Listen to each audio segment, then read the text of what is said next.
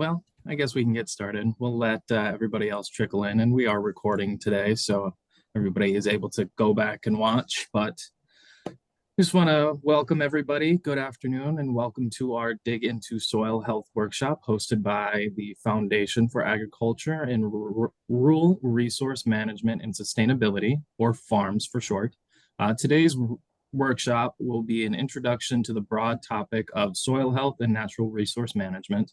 We have 4 speakers on the agenda for today, and I will let them introduce themselves in their presentation. But we will be discussing the 5 soil health principles from Seth with Menoken Farm. Then we'll get into applying soil health principles in your operation from Jon. After a short break, we'll get a deeper understanding of soil microbiology from Paul. And we will finish the workshop with Laura introducing us to the world of composting. So the goal of today's workshop is to give you an introduction course to soil health and to understand that your farm is an ecosystem, meaning if you pull on one string of the web, that is soil health. It will have an effect throughout your whole farm's ecosystem. So in our farm beginnings course, we teach you how to create a whole farm plan or a holistic business plan that is sustainable in 3 ways: financially, socially, and environmentally. After today's workshop, we hope that it can help everyone work on being better stewards of their land and improve the environmental aspect of the sustainability on your farm.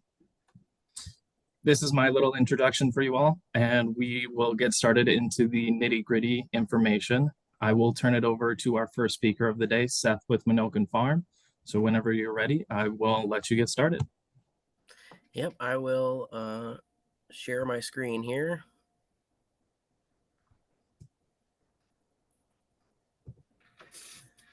Can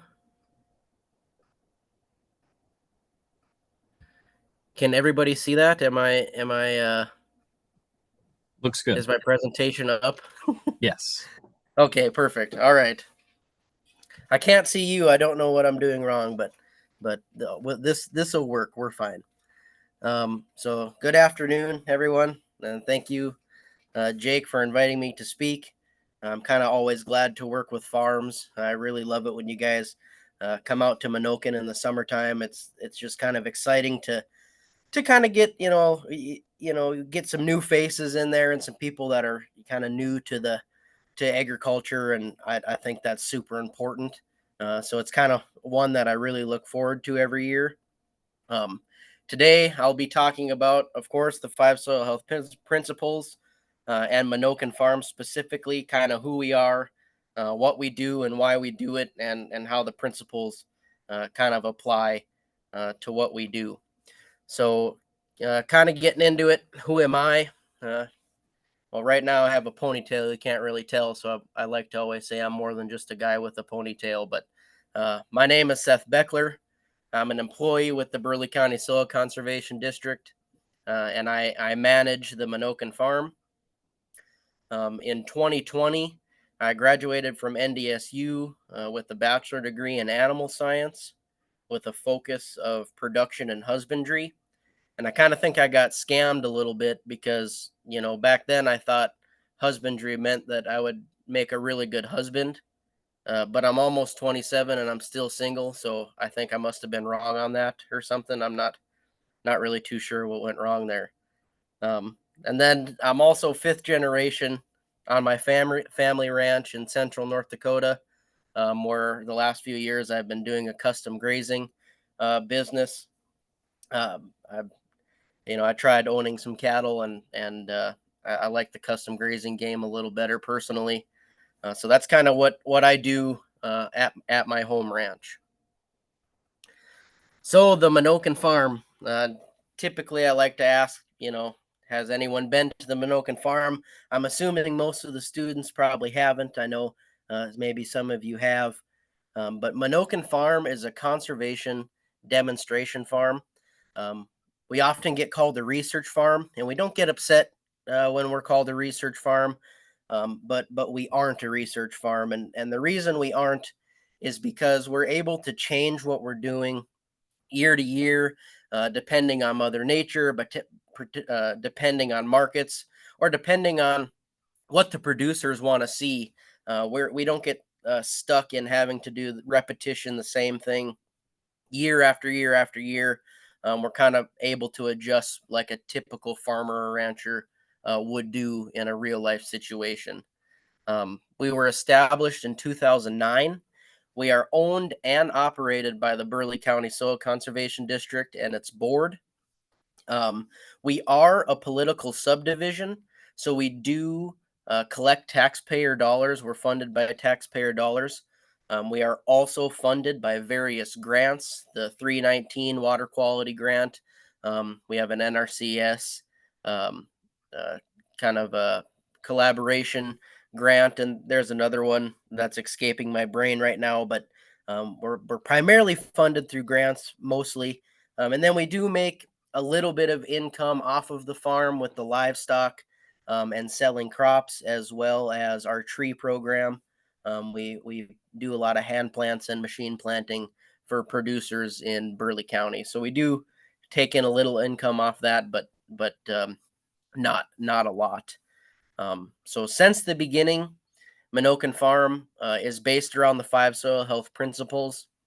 Everything we do, whether it's in the garden, in the high tunnel, in the field, it's all based around the 5 soil health principles. And I'll kind of talk about them more, I think, even on the next slide, and kind of throughout the whole presentation, about how we kind of incorporate the soil health principles into everything we do. So the Menoken Farm consists of 10 12-acre crop fields. We also have multi-species rotational grazing. We do composting, and I know Laura's going to talk about composting a little more, and I have a slide on it too, but I'm just going to try to talk very little on composting. We have an outdoor garden. We also have an indoor garden in the form of a high tunnel. We have various pollinator locations, which are kind of a new addition to the Menoken Farm. And then, of course, we have our arboretum. So since the beginning of Menoken Farm, our board decided that we were going to be long-term no-till. And for us, that means absolutely no tillage. We do not use any commercial fertilizers. We use no fungicides and no insecticides. We do use a little bit of herbicides, but we are trying very hard to limit our herbicide use. We actually do have a railroad track that runs along the north end of our property. And in North Dakota, the weed management on the railroad is extremely poor. So we do pay the price for that some years. Kind of something exciting starting this year, we're actually going to do 2 organic fields out at Menoken Farm. Obviously, it's not certified organic because you can't really certify organic on 12 acres when you have 8 other fields right next to it that you do use herbicides on. But we're sticking true to our guns. We're going to try to show people that we can do organic no-till, and we're going to probably struggle, but it's going to be really exciting moving forward, seeing what we learn and what we can do with no-till organic. But most importantly, the mission and kind of goal of Menoken Farm is information and education. Menoken Farm would not exist. I would not have a job if it wasn't for the information and education. We find it extremely important to share with producers everything that we're learning, what's successful, and even more importantly, what's unsuccessful for us. Because if we can share that information and prevent a producer from making a mistake, or helping them maybe skip a couple steps to succeed, that's extremely important to us. So that's kind of our main focus and goal. So here I have a slide on the 5 soil health principles just to kind of run through them. Soil armor, that's at the top for a reason. It's very important to cover your soil. Without your armor, you are at risk for erosion, wind erosion, water erosion. If I mean, this is such a terrible thing to say, but if you're only going to do one soil health principle, this is the one that you're going to want to do. It's, in my opinion, the most important one. Next one is minimize soil disturbance. Obviously, at Menoken Farm, we do no tillage, and in our opinion, this means absolutely no form of tillage. We do see some guys do conservation tillage and things like that, and yes, it fits. That's why we say minimize. And you can get the argument of, well, if you have cattle and the hoof action, that's technically disturbance. Yes, so that's why we don't put no soil disturbance, because sometimes a little bit of soil disturbance is necessary. It's natural, in terms of livestock and things like that. So that one is pretty important. Diversity. Now, in to interpretation, diversity kind of always meant plant community, because livestock, I guess, has its own tab. But I like to think of diversity as plant and animal community. Obviously, our soils evolved with diverse plants and diverse animals. It's not everybody can multi-species graze, and we get that. But I think the more diversity in the system, the better. Continual live plant root. Um, Obviously, in North Dakota, this can be really hard without a perennial system, because we have winter and we have some pretty cold winters.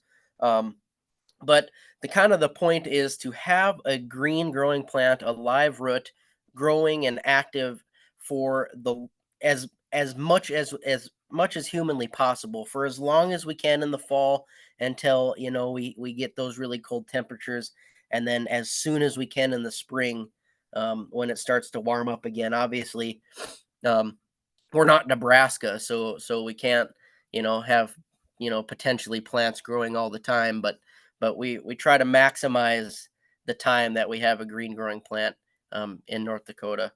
And then finally, livestock integration. I mean, I'm a livestock guy, so I kind of this one's higher up in my opinion. I think livestock adds such an important key to soil, especially in North Dakota in our community.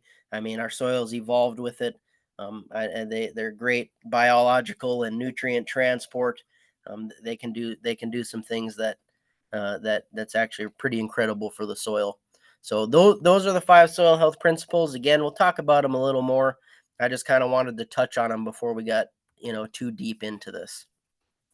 So, our cropping fields at Menoken Farm. These, I mean, we do a lot of different things. These are kind of just 4 of my favorite kind of highlighted type things. We've tried some 60-inch corn in the past. That top picture there is I'm pulling a Truax drill, seeding a highly diverse cover crop in between the rows of the 60-inch corn. In my opinion, if you are a cropping guy that also has livestock, 60-inch corn is kind of a no-brainer. You're getting the cash crop, and then you're also setting yourself up for some aftermath grazing, and not that grazing regular corn stalks is bad, but if you can graze those corn stalks with a highly diverse ration with high nutrient density, I mean, you're really knocking the ball out of the park. Um, the cool thing about 60-inch corn is it's actually the same population as 30-inch corn. You're just compressing it into a single row, and then you're actually getting the edge effect on every row. So again, I in my head, if you're a farmer that has livestock, 60-inch corn's a super way to go. Another thing that we typically always have at Menoken Farm is a full season cover crop. Um, Again, I'm a huge cover crop guy because I'm kind of a livestock guy. It's an amazing forage, especially if you can get a really good mix together. You're kind of hitting the thing I like about a full season cover crop is you're kind of mimicking a perennial. So if you're gonna graze it, you're kind of hitting all 5 soil health principles. You got the armor, minimal disturbance. You got a continual growing plant, because I mean some of those brassicas stay green for an incredibly long time. So a cover crop kind of hits all 5 soil health principles, and it's great for building soils. You can include buckwheat, phacelia, some peas, and get that pollinator aspect too. So it's kind of a cover crop, grazing cover crops at Menoken Farm has kind of been an important factor. We also have done some planting green soybeans. We've had a lot of success with planting green soybeans. So what you're doing there is the fall before you'll seed like a winter rye. So it comes up a little bit in the fall, goes dormant over winter, obviously, and then it's kind of one of the first crops to come up in the spring. So there's your continual growing plant. We're maximizing the time that we're growing a plant, and then we'll actually, if we're lucky, and we have livestock around, we can graze that rye a little bit, but we don't always do that. But then we plant the soybeans directly into that green growing rye. You're planting that soybean seed into a biologically active soil, with that soil is already alive and going. So you're introducing that seed to an active soil, and we've seen some really cool things with that. Um, Typically in the past, you'd come in after you seed the soybeans and terminate the rye with the herbicide. This spring, actually, this planting green soybean will be one of our organic fields. So we're going to try roller crimping. Is hard in North Dakota because the growing season's so short. But we're going to try some stuff with really heavy livestock grazing and maybe a little bit of mowing and see if we can't allow that soybean crop to kind of get up and established and maybe and hurt that rye a little bit. We're gonna we're gonna try. Rye's pretty tough, but it's gonna be one we're gonna try this year. Um, and I have it on their organic fields. We're also going to do some dormant clover seeding and some winter wheat that we have. So those are kind of the things we're doing on the cropping end at Menoken Farm. We also do multi-species rotational grazing. Now, pretty much we always graze open yearling heifers. Now what we're doing is we're getting them from a local producer, um, and custom grazing. In the past, we would purchase our own cattle from the sale barn, and that was going okay for a while. The problem with that is, and it happened a couple years ago, we had some disposition issues. And with the amount of people that we get at Menoken Farm, we just cannot have cattle with disposition issues. So now we know where these cattle are coming from. It's the same genetic pool. We know they're naturally raised and they're docile, which is excellent. And I think it's actually going to be beneficial to us getting the same genetics every year. It'll probably correlate a little bit better with our weights. So that's what we do on the cattle side. We multi-species graze cattle and sheep. We do get our sheep from the NDSU research station in Hettinger. They've been excellent to work with every year. We go up there and they give us, the amount of sheep we want. We graze them through the summer, and then typically we bring them back. And there's been a couple years in the past where they've given us old coal ewes, and we'll just take them right to Kist for them. But typically, I think last year we had yearlings and it was excellent. So we kind of have a partnership with them, and it's been really good. They take really good care of their sheep, so that's been nice. And then we have a livestock scale, and I've talked about it a little bit, but the nice thing about the livestock scale is that we're actually able to weigh these yearling heifers after every forage type. And it's kind of nice because then we can kind of track which cover crops are working really good for us. We can tweak them, add different species, this and that, to kind of find like this is our top performer. And then it also helps too with timing. Then we know, well, we should wait until this month to graze this forage and this pasture with a little bit more water type grass species. We need to hit it earlier. So we're kind of learning more about not necessarily what to graze, but also when to graze with our livestock scale. And I think it's only going to get more accurate now that we're pulling from the same genetic pool every year. We're not getting cattle from who knows where, what they were eating beforehand. So I think that's kind of a cool thing going forward as well. So high intensity, low frequency, long rest and recovery. What in the heck does that mean? Well, at Menoken Farm, that means daily moves. At my own personal ranch, that means weekly moves. Um, I've seen people move as fast as every hour, and I've seen people move once a month or maybe a couple times a summer. Um, there's not a exact science stoned, written in stone. You have to move every day. That's just absolutely non-existent. You have to do what works for you, what works for your goals, what works for your family. That's the more important thing. I think if you are moving, you are doing the correct thing. Obviously, yes, you can be more intensive or less intensive, and you're going to see faster or slower responses in your plant community or soil because of that. But also, you have to do what fits you.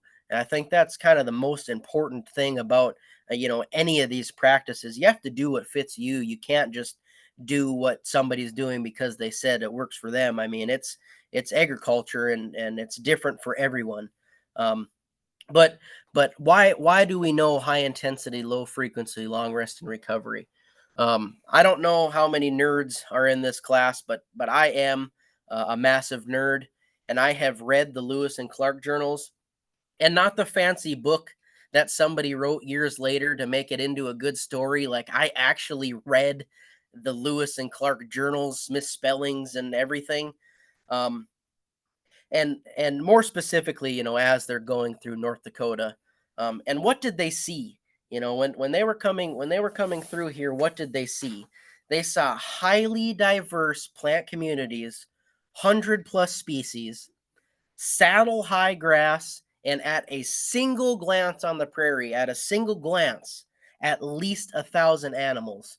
Now, that is massive herds of buffalo, elk, deer, antelope, uh, huge, huge herds of these animals. And what they would do is they would come into these areas and they would graze. Well, how come they didn't just stay in the same area and keep biting off that fresh green plant every time it regrew? Because back then, we also had bears, wolves, and lions that move these animals around constantly. So what it kind of looked like was these massive herds, concentrated animals would move into an area, they would graze that area very hard, and then they would keep moving out of that area. Now, when did they come back? Was it 6 months? Was it, a year, 2 years? That we don't really know. But we do know that it was long enough to fully let those prairies rest and recover. So I think it's super important that we're letting our grass and our prairies rest and recover before we graze them again. Um, that is how our soils evolved, and that when you mimic that, you're going to set yourself up to do the best you can do, and that's what we try to do at Menoken. We're trying to mimic that high intensity, low frequency, long rest and recovery, and you don't need 1,000 animals to do that. Yeah, that's what we had in North Dakota back in the day, but we're doing it with 15 heifers and 30 sheep. It's all about, how big of a paddock you're willing to give, and then how fast you're willing to move. Um, you can do these same exact things and mimic this with 20 chickens, if you had to. It's just all about, how you're doing it, and what your plan is. So some of the forages that we graze at Menoken Farm, we do graze perennial pastures at Menoken Farm. We include perennials in our crop rotation. Typically, that's kind of not a normal thing. I would think a normal farmer or rancher, if you're going to seed perennials, you're probably going to, they're going to keep being perennials. But we like to keep it in our crop rotation. In my opinion, if you're going to, a grazed perennial is the absolute best way to build soils. I don't think there's a better way. So will keep a 5-year perennial rotation. Again, all 5 soil health principles with a perennial if you're going to graze it. Um, it, it you're There's kind of a no-brainer in terms of soil health. So we do graze some perennials. Again, I'll bring it up. The cover crops. again, I love the cover crops because they mimic a perennial without having to be in a 5-year establishment thing. You can have a highly diverse cover crop mix, cover all of the soil health principles if you're willing to graze, and build soils just as well as a perennial will in a year. You're just not getting that multi-year benefit. Um, Obviously, cover crops are a great forage. It's a great way to get cattle onto farmland if that's your goal. So another big plug for cover crops there. And then we also do some aftermath crop grazing. I think in the picture here, they're just on regular 30-inch corn, which I have no fuss with. I love aftermath grazing corn stalks. It's a great forage, and obviously it's a great way to integrate livestock onto cropland. I will bring up again though the 60-inch corn. I mean, what would make aftermath grazing corn stalks even better? Having also with the corn stalks a highly diverse ration that's extremely nutrient dense. I think if you have the combination, I mean, you've got some wonderful late season, even early winter, or like this winter, all winter forage for grazing. So again, I'm a really big proponent of that 60-inch corn, and obviously aftermath crop grazing. So kind of getting away from the livestock a little bit. I know we're going to talk about compost later, so I don't want to get too crazy into it. But we do make a lot of compost at Menoken Farm. We have kind of our main messages to people when they want to build compost is try to use local ingredients. Um, Us specifically at Menoken Farm, we want local ingredients close to the Menoken Farm so that we're also adding local biology from the region to our compost.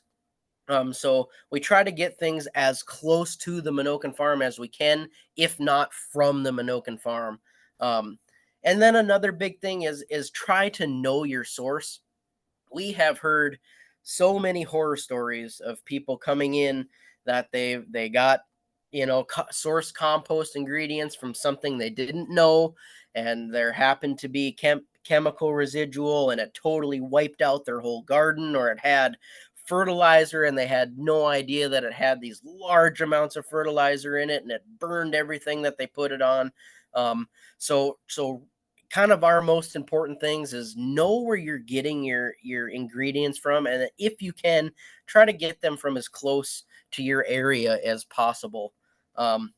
So we do just regular turn compost that we spread on our field, but then we also do static compost, and it's our vermicompost, where we collect our vermicompost liquid extract, or as we all like to call it, worm juice, because it's a lot easier to say and it kind of sounds a lot cooler.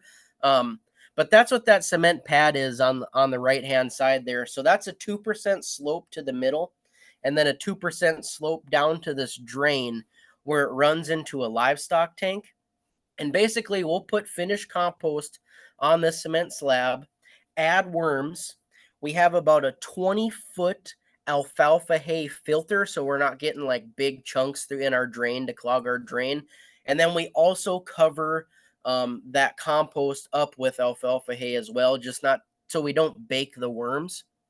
Um, and then we have tile drainage that runs through the middle of the pile. This is just for aeration. Obviously, we don't want to create an anaerobic environment, so we do have the tile drainage throughout.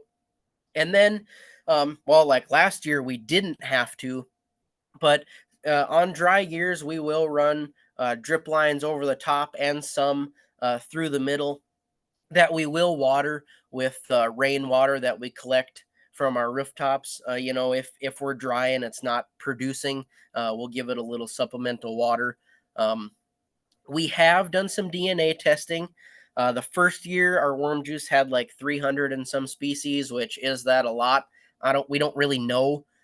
Year two, it had 600 species, and again, we don't know if that's a lot. It sounds like a lot, but then like you eat a probiotic and they're like 80 trillion species, and it's like, well, I don't really know if that's a lot or not. But one cool thing we're going to be doing with this next year, and it's kind of neat because we were having this problem where our residue would break down so incredibly fast, and we weren't seeing the green benefit. Well, next year we're actually going to seed a highly diverse cover crop on half of this to try to get the green plant biology as well, and hopefully we see a little correlation with that in the future. So I will talk a little bit about urban conservation. We actually have an urban conservationist, Jaden Deckert. He is well more versed in this side of things than I am, but I know what's going on. I kind of understand it. But urban conservation has been a huge focus for us recently. Um, with COVID and whatever else is going on, people have been really trying to grow their own food, eat their own food. So this has become super popular for us. We always say you can do conservation on 20 square miles or 2 square feet. It really doesn't matter. Everybody can do their part in any way. So we do have our gardening, our indoor and outdoor garden. All of those things also are involved with the soil health principles. Obviously, in the high tunnel, if we had chickens, that's how we would do it. We don't have chickens, so livestock in the high tunnel comes in a form of compost or manure. But we do graze our sheep in our garden occasionally. So we do try to have all 5 soil health principles in there. All of the produce we donate to local soup kitchens. We're not trying to make money on this stuff. We're not trying to compete with people that we're trying to help. So we do donate all of our produce. And then pollinators. This has been super big for us too recently because literally anyone can do this. And it's kind of funny, build it and they will come. It's absolutely true. We've started adding native plants back into our pollinator plantings, and we have seen an increase in native insects. It's actually really fun to watch, and it's actually really peaceful to do too, as weird as that sounds. So a little bit on the garden here. This is some pictures from our outdoor garden. On the way left, it's called milpa. I like to call it like a garden mix cover crop. It's all, pumpkin, squash, cucumbers, peas, beans, yada yada. There's a lot of species in there. If you did it in rows, I think it would be kind of cool. We solid seeded it as a cover crop. It's extremely difficult to harvest anything out of there. Basically, you have to wait till it dies and pick up the pumpkins and squash that you can. But it is a really cool concept to add cover crops where you still can get some produce in the garden. Um, in the middle picture there, that's our no dig potatoes. It's been a super popular thing at Menoken Farm for a while. We'll literally set potatoes directly on the ground. You don't have to put them underground or anything like that. You pitch hay on top of them. You come back and harvest. All you do is remove the hay, and they're sitting right on top of the ground, like in the picture there. And everyone always teases us, "Oh, you guys probably get really small potatoes because of that." That's absolutely not true. We do get some large potatoes. It's super easy. It's my grandma. I introduced her to it because she absolutely hated trying to dig up all those potatoes and cutting them. And since I've showed her this, she has never gone back. Absolutely loves it. Um, the picture on the right there, that's a potato tower. This is kind of designed for more maybe someone living in a city where their backyard is actually really small and they want to garden, they want to produce their own food, but they just don't have the area to do that. It's been successful for us. I would say if you're going to do it, you're going to want a wind protected area because wind can be quite harsh on these, but it's just kind of a cool thought. This is something you can do if you don't have a lot of space in your yard, or even if you don't have a yard, you can put this up somewhere and grow produce. I will say one more thing. We have done some sweet corn trials where we're testing the nutrient density on sweet corn that has or hasn't got worm juice. It's only been 1 year, so I don't want to come out and be like, oh, worm juice is making it the best in the world. We don't have enough data to really say anything too crazy yet, but it is something we're looking into, and I think we're going to have some really cool information moving forward. So here's some pictures of the high tunnel. Again, we incorporate cover crops in our high tunnel. The picture on the far right is an actively growing cover crop in our high tunnel. The picture on the far left is us planting into that killed rye cover crop that we smothered with black fabric to stop. You're adding soil organic matter, weed control, all sorts of things like that. And another kind of cool thing about the cover crop is most gardening crops are not, well, I don't know of any cool season grass garden crops.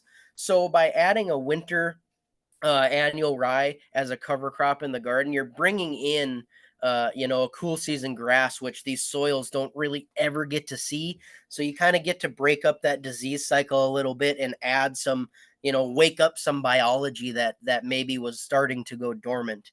I don't want to go too crazy on the high tunnel, and I'll answer any questions. We're getting close on time here, so I just want to make sure that I'm getting through this. But again, we try to do all 5 soil health principles in the high tunnel. I really like this picture. A board fell out, and you can see that root mass all the way through that bed, and I think that's just, I don't know. I really like. You don't really get compaction in a high tunnel, so. Um, a little bit on our pollinator locations. I'll say it again. You build it and they will come. It is absolutely true. Um, we have added natives and we've seen natives and non-native insects, obviously. This is something that you can incorporate in your yard, in your backyard. If you have an apartment, you can plant flowers in a thing and set it on your patio. Anybody can do this. Um, on the left, this is our beetle bank. I wish I had a more updated photo because it looks way different than this now. But this is all native grasses and forbs. I think it's 11 species. Um, and it's actually domed and it's kind of hard to see, but that's for water runoff in the spring. And it's basically a home for beneficial beetles and other insects as well. Um, the reason we fabricated it is because this is a very weedy part of Menoken Farm. We've always struggled with weeds here. So the thought was to let these natives establish, and they've done wonderful at that. We are going to remove the fabric at some point.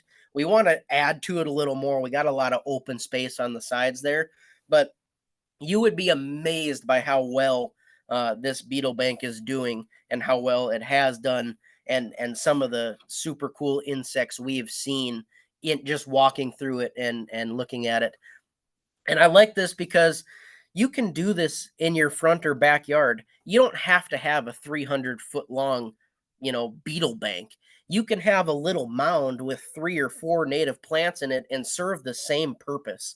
We show it large scale here, but there is no scale. You can scale this to any size. So really anybody can do their part in helping the pollinators.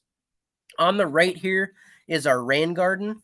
And I need to get an updated picture of this as well, because now along the outside, it's fabric, and we also included native plugs around the outside of this as well. This is a little bit different. It's less native on the inside. It actually collects water from our rooftop. Our downspouts drain right into this. So it does flood it. So we have some water loving species in the bottom, and then some, water not hating species, but less water loving species towards the outside. A lot of swamp milkweed. We see a lot of monarchs in here. But again, this is scalable. This is something you can do in town. Um, you know, uh, Lawn turf is the number one irrigated crop in America. What if we did something like this in our front yards, and instead of promoting Kentucky bluegrass and fertilizer and watering our lawns every day, we did something like this that was beneficial to insects and native plants, and things like that. Right now, this is in this picture, obviously, it's a rock mulch, and it still is. Our urban conservationist is really against rock mulch. This was built before he was hired. So depending on when you guys come out, if you do make it out to Menoken Farm this year, this may look a lot different. We plan to take all the rock out and replace it with something else. So those are some cool things going on with the pollinators. I think pollinators are obviously extremely important, and they're a huge aspect to gardening. I mean, we wouldn't be able to garden or even raise crop fields for that matter without these insects. So I think instead of trying to kill them, we should actually try to give them a home and welcome them to our operations. So my last slide here is on our arboretum. We also have a windbreak conservationist, Chad Thorson. He knows the most about trees. I've never met anyone that knows more about trees than Chad Thorson. Um, but in our arboretum, we have about 50 plus species of trees. We try to have one of every type of tree that we sell in our tree store, so that way we give our customers a chance to come out, tour the arboretum, look at a mature version of the tree they want to buy, so they understand, oh, this is what this tree looks like, this is what this tree is going to do, it's fruit bearing, it's not fruit bearing. We find it super important that they know what these things are going to look like before they purchase them, as well as know what trees do well and don't do well on certain soil types. I mean, we have trees that we replant every year out here that die every year out here, but it's the point of, hey, this is a tree, this is the soil type, this tree isn't doing well here, and we're going to continue to show you that this tree doesn't do well here, so you don't think you need to buy it and make it do well on your same soil type when it's just not going to. So we do like to do that. Everything has signage now. It's actually really beautiful. All the trees are labeled, obviously, and we have various different weed barriers. We show obviously just the regular black fabric. We have wood chips. We have cocoa discs. We have some trees with absolutely no weed barrier at all. So we're kind of trying to show a little bit of everything so people can see what's going to happen. Well, what they want to spend their money on and what's going to work for them. We also have various tree tubes. There's some different kinds. The green one here has been good for us. There's also one we've started recently using that is made out of recycled milk jugs. That's been very good for us. And then it just kind of shows the producers, this is what happens when you use a tree tube, and if you take it off too early, it's not going to be good, and those kind of things. So that's kind of what we're shooting for with our arboretum, and it's been extremely popular, especially in the fall when everything's really pretty and everything's ready. All the fruit is ready to be harvested. We get a lot of traffic out at Menoken Farm during that time of the year. So that's going to be all for me. If you guys have any questions, feel free. I don't know if we're going to do it at the end or right now. Either is fine with me. If not, here's my contact information. You can email me, you can call me, you can text me. It doesn't matter. I'm available all the time. If you text me on a Sunday, I might not get back to you until Monday, but I will get back to you. So if you have any questions that you don't feel comfortable asking, or if you have something totally out of left field that you're just wondering if you can try, feel free to reach out. If I can't answer it, maybe we'd love to try something like it at the Menoken Farm and get the answer for you. So that is all for my presentation. I'll stop sharing my screen here because I think Jake has my presentation posted online. So if you need my contact information, you can find it there. And again, feel free to reach me anytime you would like. So Perfect. Thank you so much, Seth. Is there any questions from the room that they would like to ask Seth before we keep moving on? I did see one in the chat from you, Dave. So I'll just kind of reiterate it really quick. Do you, Seth, so do you have any weed issues within your cover crop? For like an example, anything getting introduced from your seed sources? I don't think we've ever had any issues from the seed source per se. Like, yeah, we get most of our cover crop seed from like Pulse USA or other, Hubbard or Chesick, and they're really good about having clean seed. We do see some weed issues in our cover crop, but I think it's from weeds that are already present. Um, and, that's why it's been difficult for us to get away from the herbicides because we do have highly diverse cover crops. Um, it's not a horrible thing. I mean, it's not like it's been detrimental, but we definitely have, if we plant a cover crop and then we have a crop in it that next year, we may have, a higher concentration of some kosher or some pigweed and things like that. We have had some issues with Canada thistle in the past, but I could be wrong, and it's terrible for me to play the blame game. But that Canada thistle, man, I see where that's coming from. That railroad track is full of Canada thistle, and that's blowing right right onto our stuff. So I kind of think that's where that's coming from, but not from seed sources. We haven't had any weed issues. No. Perfect. I did get another question. Could you talk about how the vermicompost is used? For example, are you making a tea from the leachate or making tea from the castings or spreading the compost? Maybe the other speakers will be able to talk about it, but do you want to share what you guys do on Menoken? Yeah, so before I was hired, they did do some compost tea stuff. They had a lot of issues foliar applicating it through the screens on the sprayer. So what we're doing actually is we are just collecting the leachate that comes from the pad that we water. So there's not really any particles in it. And then we'll put 4 gallons an acre down in furrow with the planter. We also mix in some fish emulsion if we have it, or some mycorrhizal fungi spores as well. And that's 4 gallons an acre in furrow. And then we will actually also do 2 foliar. I think this year we're going to do 1 foliar. Last year we did 2 foliar applications as well at about 10 gallons an acre. But that is strictly just the leachate. We're not making a tea or using the castings.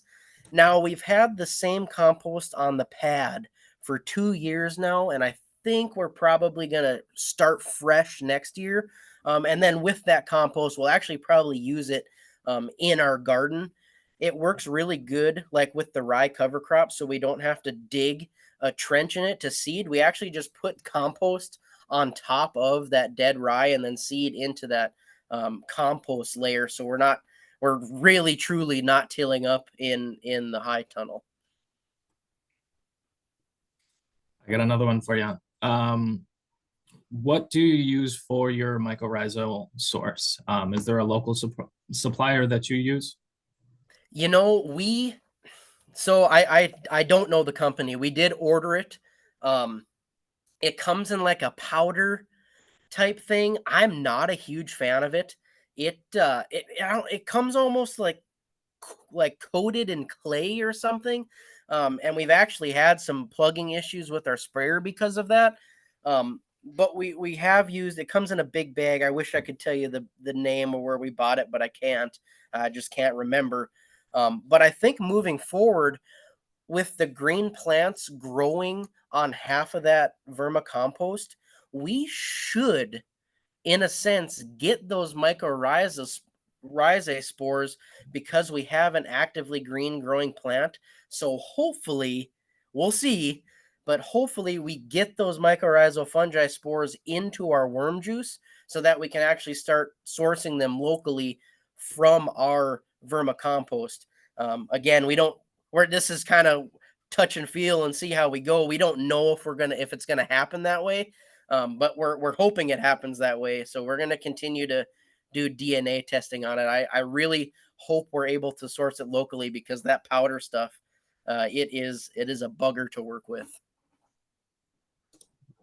I very much agree. I do know, I forget the name of the company too, but I was introduced to them at the NPSAS conference. There is a North Dakota supplier of mycorrhizal fungi, so I will figure that out and I will put that in the email that I put out later. But Yeah, Jake, there is if you, one. I would also be interested in that if yeah, Absolutely. Can and will do. But thank you so much, Seth, for working this presentation into your schedule today. I very much appreciate absolutely. it. And Honored to do it. Thank you so much. absolutely, I look forward to coming out to Menoken Farm this year. Perfect. Sounds good.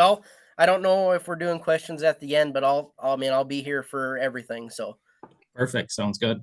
Well, if anybody's got questions for Seth, feel free to put it in the chat or send him an email. But we'll keep moving forward to stay on top of our schedule. So Jon is our next presenter, and he will be discussing soil health and how to apply it to your farming operation. So when you are ready, Jon, I will turn it over to you and you can get started on your presentation. Okay, thank you, Jake. Get the technology working here. Should have my grandson help me with that. No worries. All right. Well, good to be with you this afternoon. I'll get into a little. I want to get into a little background, a little history first, before I get into the principles and some of the how-to. But before I do that, there was something you mentioned, Jake, the other day when we were talking about doing this workshop, and that was how much we're learning about soil health lately. And you're right on target with that. We have learned so much in the last 10 years that has changed how I think about soil health and helping me understand what's going on out there. And so I would encourage everybody to become a student of soil health and follow along with some of these new things that we discover. And Paul could probably get into that a little bit more of the details of the organisms and what their roles are and how they work with plants. And you heard Seth talk a lot about biology. And if I just had 5 more seconds for my presentation, I would just say the soil is a biological system. Just understand that, believe that, and do that, because that's really what this is all about. And really what we've learned is this is a biological system. You can't get away from that. You can't escape that. You can't buy your way out of it. It's just the way it is. And if you learn to work with this biological system, you can be so much more efficient, so much more profitable in everything that you do on the land, anything that you're trying to grow or trying to do. 90% of the issues that we have in agriculture are self-inflicted because we don't understand how the soil functions. And so we don't manage in a way that facilitates that biologic function. And so we're constantly trying to figure out, how do we mitigate for this? How do we fix this? How do we restore this? All those things. And it's really, the principles are quite simple, and I'll get into those a little bit more again. But, we have to wrap our mind around that and move forward accordingly. So did the slide change? Yes, looks good. Okay, good. Thank you. So, the first thing is always, why should I care about this? This guy's talking crazy about biology and microbiology and all this stuff. why should I care? And like I just said, soil health is the capacity of the soil to function. That's really what we're talking about, is how well is your soil functioning? And that's not something that people really think about. So to make a comparison to human health, you go into the doctor and the doctor's, how are you feeling today? How are you functioning today? Well, I'm functioning really well, except my arm hurts. Okay, let's figure out what's going on with your arm. Why isn't it functioning the way it should? So to look at the soil and see how well is it functioning, for most of us, that's really a difficult question, because most of us have not seen a fully functioning soil. And it's kind of sad to say, but agriculture has accepted a dysfunctional soil as normal. And I would challenge you right now to go to whatever source of agricultural information you want right now and go and look at all the imagery. You're going to see bare soil. You're going to see crusted soil. You're going to see all of these things in all of the imagery that's used in agriculture that display dysfunctional soil. So none of us see that. It's always been that way. And we have to recognize that that's not okay. That's not what soil is supposed to look like. That's not how soil is supposed to function. It's been degraded, it's dysfunctional, but it's relatively easy to remedy that. It's really not that hard to remedy that, to bring it back to its full capacity to function. And we'll get into some more details on that. But honestly, why I should care, we could have a discussion about just the economics of fully functioning soil versus dysfunctional soil, and just talk about money, and we'll end up at the same place. This is about being more profitable by managing the soil the way it was designed to be managed, the way it was designed to function. So, Seth mentioned the grazing herds and the plants that were stimulated and then allowed to recover. And that's how this soil got here in the first place. So, why should it be a surprise to us that that's how we would restore it? Okay. Now, the other thing that's on the horizon, and I see it a lot, particularly east of us, is that regulation is coming. It's coming. There's ways that it's going to be very easy to measure what's coming off of your land, how much carbon you have in your soil, all these other things, that those things are going to be able to be measured, and the regulator is going to be able to come and say, hey, I see a lot of stuff in the water that's running off your land. I see your carbon declining in your soil. I see all these things that suggest that your soil is not functioning.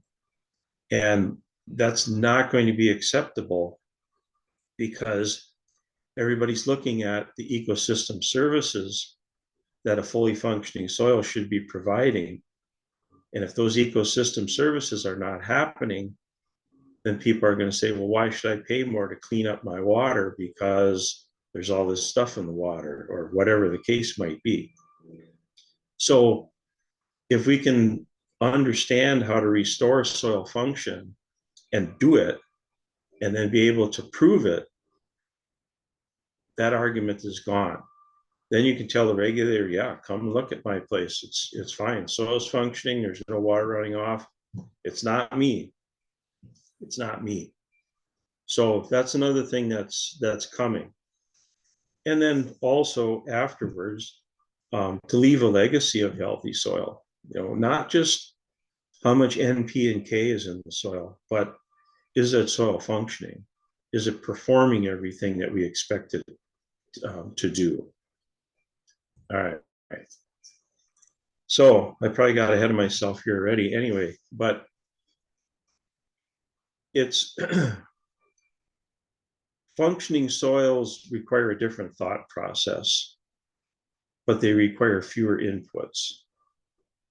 And we'll get into a lot of the thinking that has to change in how we look at the soil, how we do things.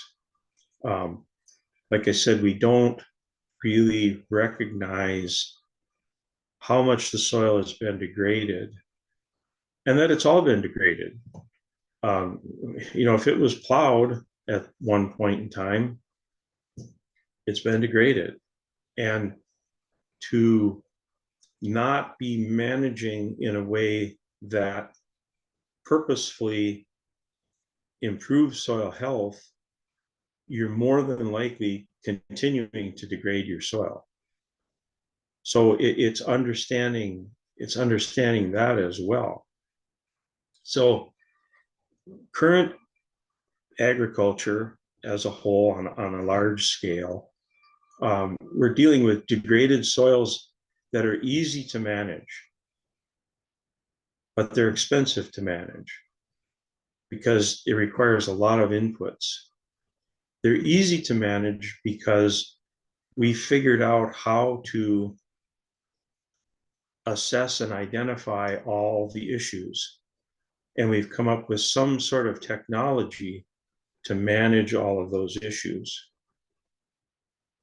Where if we would get the soil to function again, a lot of those issues go away. And we don't have to buy all those expensive inputs to try to manage them. And Seth touched on that with Menoken Farm, where they don't use commercial fertilizer, they don't use all these things. All those things cost money. So if you don't have to buy all that stuff because you created these situations that require you to use them, then you're going to be more profitable. The other thing that's coming is we talk about healthy soil, healthy plants, healthy food, healthy people. And also, you are what you ate, getting to livestock, what kind of meat you're eating, that sort of thing.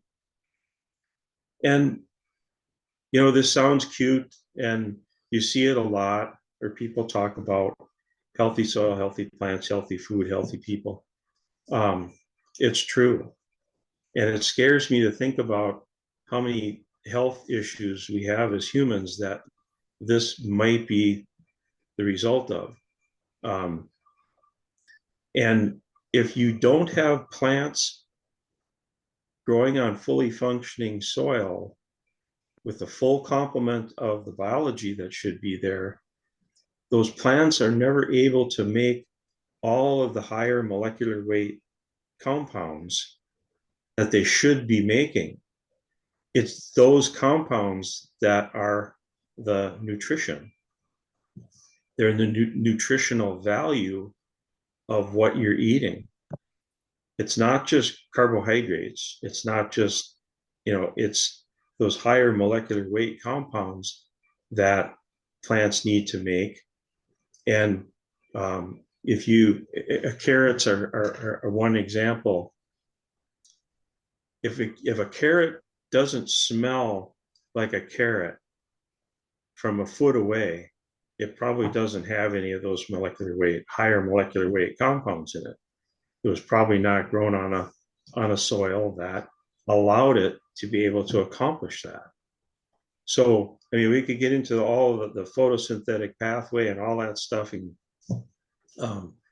geek out on all that, but that's really what's going on here. If you don't have a healthy soil, it's just not possible for that plant to get to the point of being something nutritious that you're going to want to eat.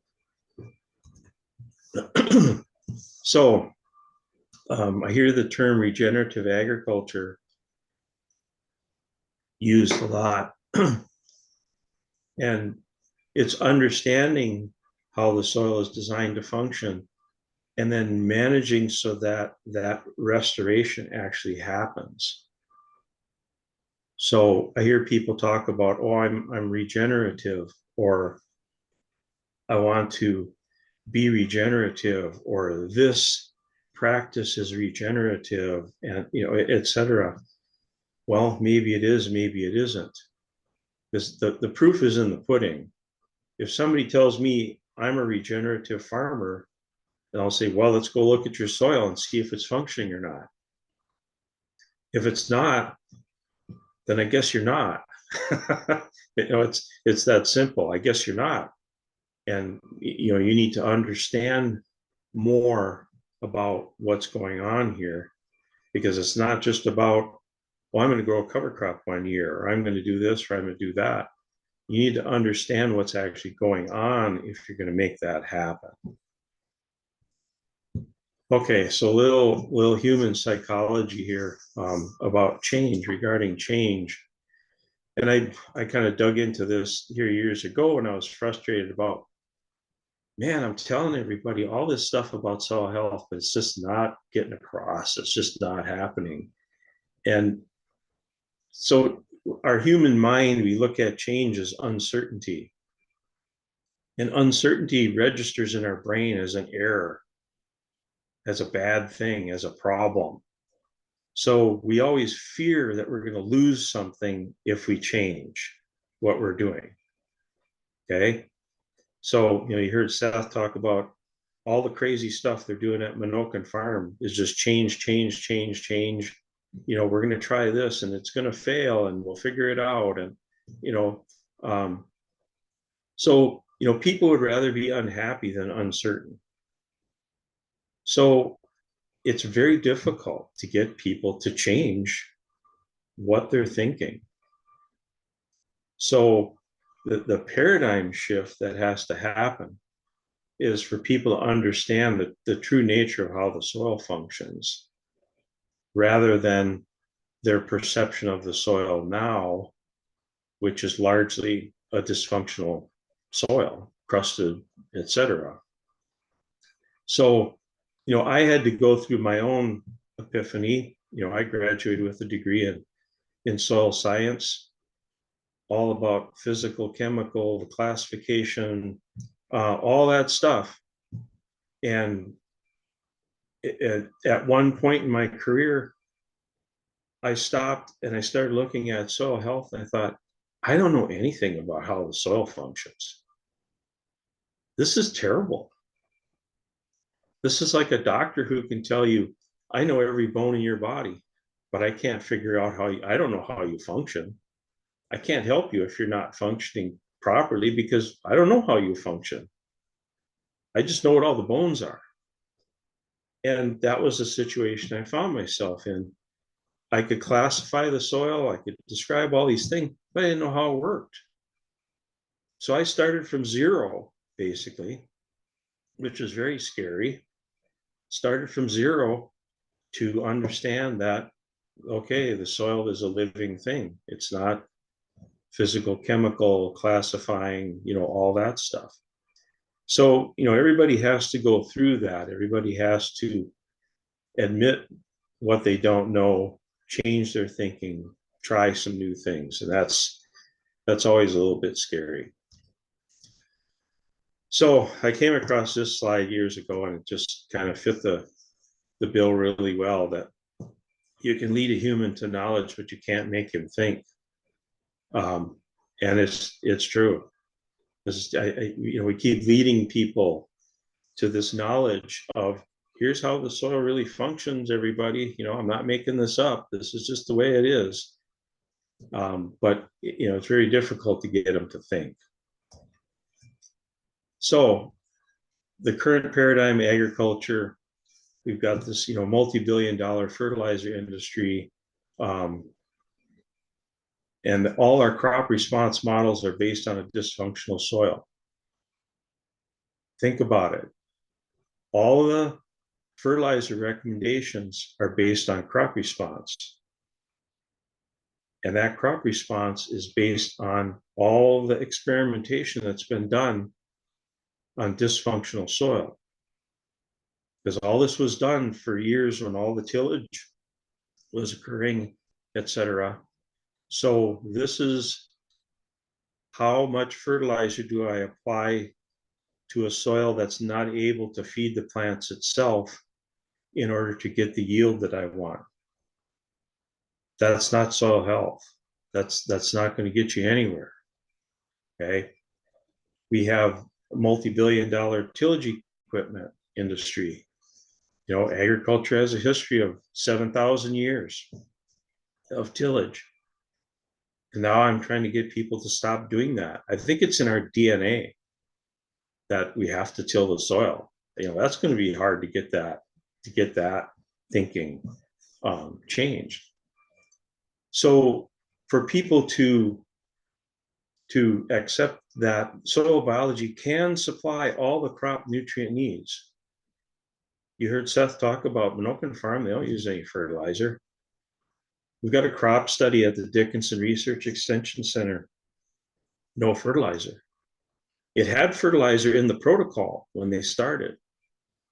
But now that the soil is functioning as a biological system and they test, there's no call, there's no need for fertilizer. So they're applying what the test says they need. And the test is saying you don't need any, so they quit applying it. So that's very doable. That's not very difficult at all to get to the point where the soil biology can feed those plants. You know, that's a huge paradigm shift, because we have a $27 billion fertilizer industry telling us that that's not true. So the other thing is, there is no tillage operation that benefits the soil. And, you know, you think about that. Sometimes you're driving down the road, your mind goes blank. Think about that. There's no tillage operation that benefits the soil. We can do it for weed control. We can till up crusted, dysfunctional soils so that our drill will work. We can do tillage to try and break a soil open that we've compacted. It'll just recompact again, but that's okay. We'll just keep doing that. But there's no tillage operation that benefits the soil. None. So if you're going to do tillage as part of your system, you have to figure out, how can I mitigate for that? How can I correct for that? How can I account for that to bring that soil back to its capacity to function after I have done, you know, that kind of a disturbance? Okay, so a little bit more about, as long as I'm messing with your brain, I'll keep going here for a little bit. Looking at goals, tools, symptoms, and problems. This is the other one you can think about sometime when you're driving down the road. You need to sort out symptoms from problems by asking why. Okay, I have a 2-year-old grandson that right now, he runs around the house and he keeps asking me, what is that? What is that? What is that? And pretty soon he's going to be asking why, grandpa, why? We have to ask why. Because symptoms are a manifestation of a problem. All right. A goal is a desired condition. So if your goal is soil health and you say, my desired condition is fully functioning soil. So tools can be applied to achieve your condition, or they can make things worse if you don't understand what you're doing. Okay. If I give you a power saw, you can either build a really nice shed or you can cut your hand off. You know, you have to understand what you're doing with those tools. So, you know, practices are many. We talk about practices a lot. Practices are many, but the principles are few. So we need to keep coming back to the principles. We need to start sorting out symptoms from problems, 90% of the time, the problem is our soil's not functioning. And if you ask why one more time about why your soil's not functioning, the answer to that is because the person managing that soil doesn't understand how the soil is supposed to function. So don't be ashamed of being ignorant. You can fix that. You can fix that. You can learn and you can understand and you can fix that. Okay, so we need to stop managing dysfunctional soil by treating the symptoms of dysfunctional soil. We need to just restore the soil. Okay, let's just restore the soil and then we don't have to deal with all these other issues. Restoring soil function can be accomplished while being profitable. Everybody thinks, oh, all this conservation stuff that I have to do is going to cost me a whole bunch of money. Not necessarily. Not if you do it thoughtfully, because most of the time, what you're going to need to do is less. Less tillage, less fertilizer, less. The less you screw around with the soil, the better it'll be. Okay. And the last one is conservation practices don't restore soil health. You have to understand how the soil functions if you're going to restore soil health. You can't just apply one practice and say, there, my soil health is restored. You can't just say, oh, I'm going to start eating carrots and my health will be restored while I sit on the couch and watch TV and smoke cigarettes. It's not going to happen. So, and a lot of times we have to unlearn some things and re-educate yourself. And that's where, whole being a student comes in. Okay, so, a little bit of my background. From 84 to 92, I worked for Natural Resources Conservation Service. I did a lot of listening to farmers, to other scientists, to researchers. In 92, I was given a soil quality test kit and asked to look at how is the soil functioning. And that's when I realized, I don't know how the soil is functioning. Like what? So that's when I had to start to re-educate myself. And then later that year, I gave my first soil health presentation, which is a whole nother story in itself that we don't have time for. But in 1998, NRCS decided to create a soil health course, and I helped them create that. And I was on the teaching cadre until I retired. But I learned from a lot of farmers and a lot of professionals along the way about how the soil functioned, and then taught what I learned from other people to a lot of other people. Retired in 2015, so in 2016, people were asking me, hey, did you write all this stuff down? You've been talking about all this stuff. Did you write any of it down? I said, well, sort of, but not really. And so anyway, I put it in a book. So now it's written in a very approachable format, so anybody can read it and understand the principles. So, and then since then, I've been doing stuff like this, helping farmers and teaching and writing, learning, all those things. So I've seen a lot of degraded soil and a lot of management that keeps it that way. But I've seen a lot of soil health being restored, including Menoken Farm. Gabe Brown, who's not far from the Menoken Farm. We had a soil health demonstration out west in Dunn County for years. The Dickinson Research Extension Center has been doing no-till crop rotation studies for a long time. My own garden, etc. So I've learned from a lot of people. So I wrote that book because I felt compassion for producers who were struggling, trying to figure out how to get their soil to function again and just didn't understand.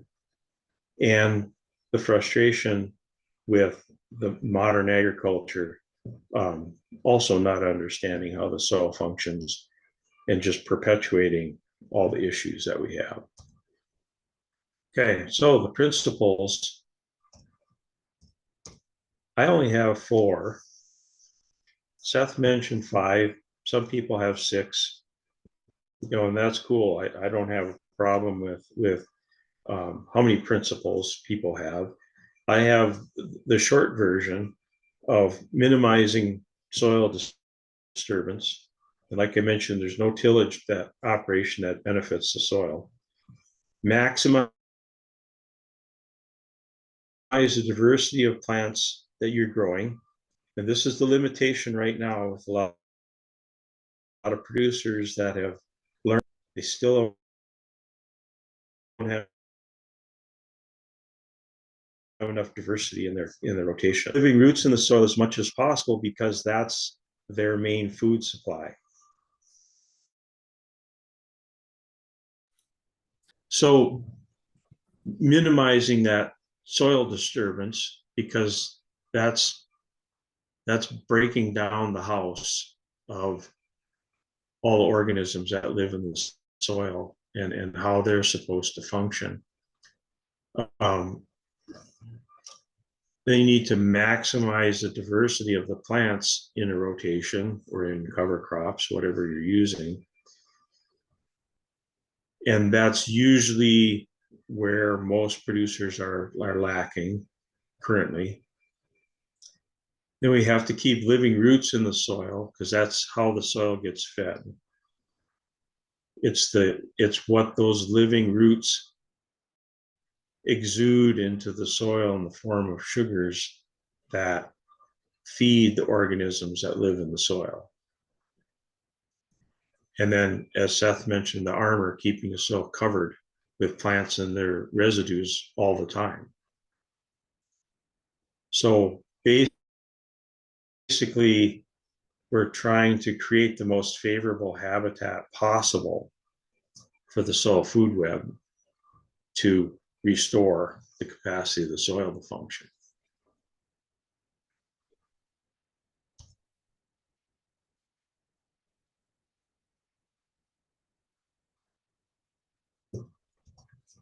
There we go. So if we look at what's the most limiting element in the soil for sustainable crop production, if you would ask me this 25 years ago, my instant response would have been nitrogen. So that's what everybody's buying is nitrogen, but it's not. It's carbon. Carbon is the glue, the energy, the current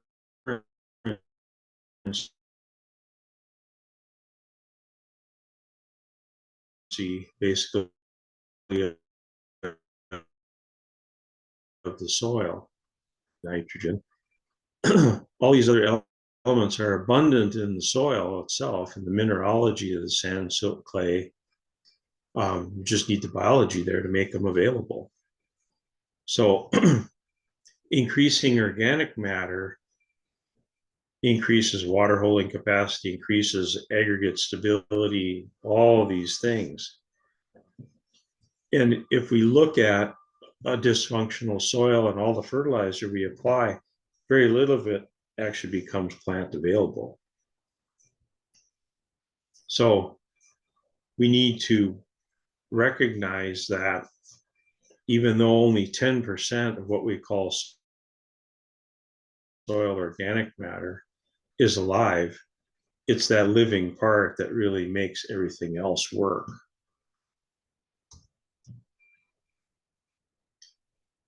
So if we look at a relatively simplified soil food web, we can see the sun, the green plants, and then all the organisms that live in the soil. So this is how everything was designed to function. It's that energy from the sun that gets transferred through a green plant, a living plant, manufacturing sugars as part of photosynthesis and exuding those sugars and a bunch of other stuff into the soil to feed these microorganisms that then feed everything else. So where agriculture breaks down is we don't have the biology in the soil. We don't have the diversity, the redundancy, the populations of these organisms in the soil to make this work. It's always coming up short. And so we have to apply fertilizer and these other things in order to try and get these plants to yield what we want them to yield. So it's understanding why that living root is so critical, because that's how the energy gets into the system. That's what really powers everything and the biology that should be there. So as farmers, gardeners, whatever, you ask people, what do you expect your soil to do? What functions do you expect your soil to perform? And if you really ask them that enough times, somebody will finally answer, well, I'm trying to grow stuff. Okay, I'm trying to grow plants.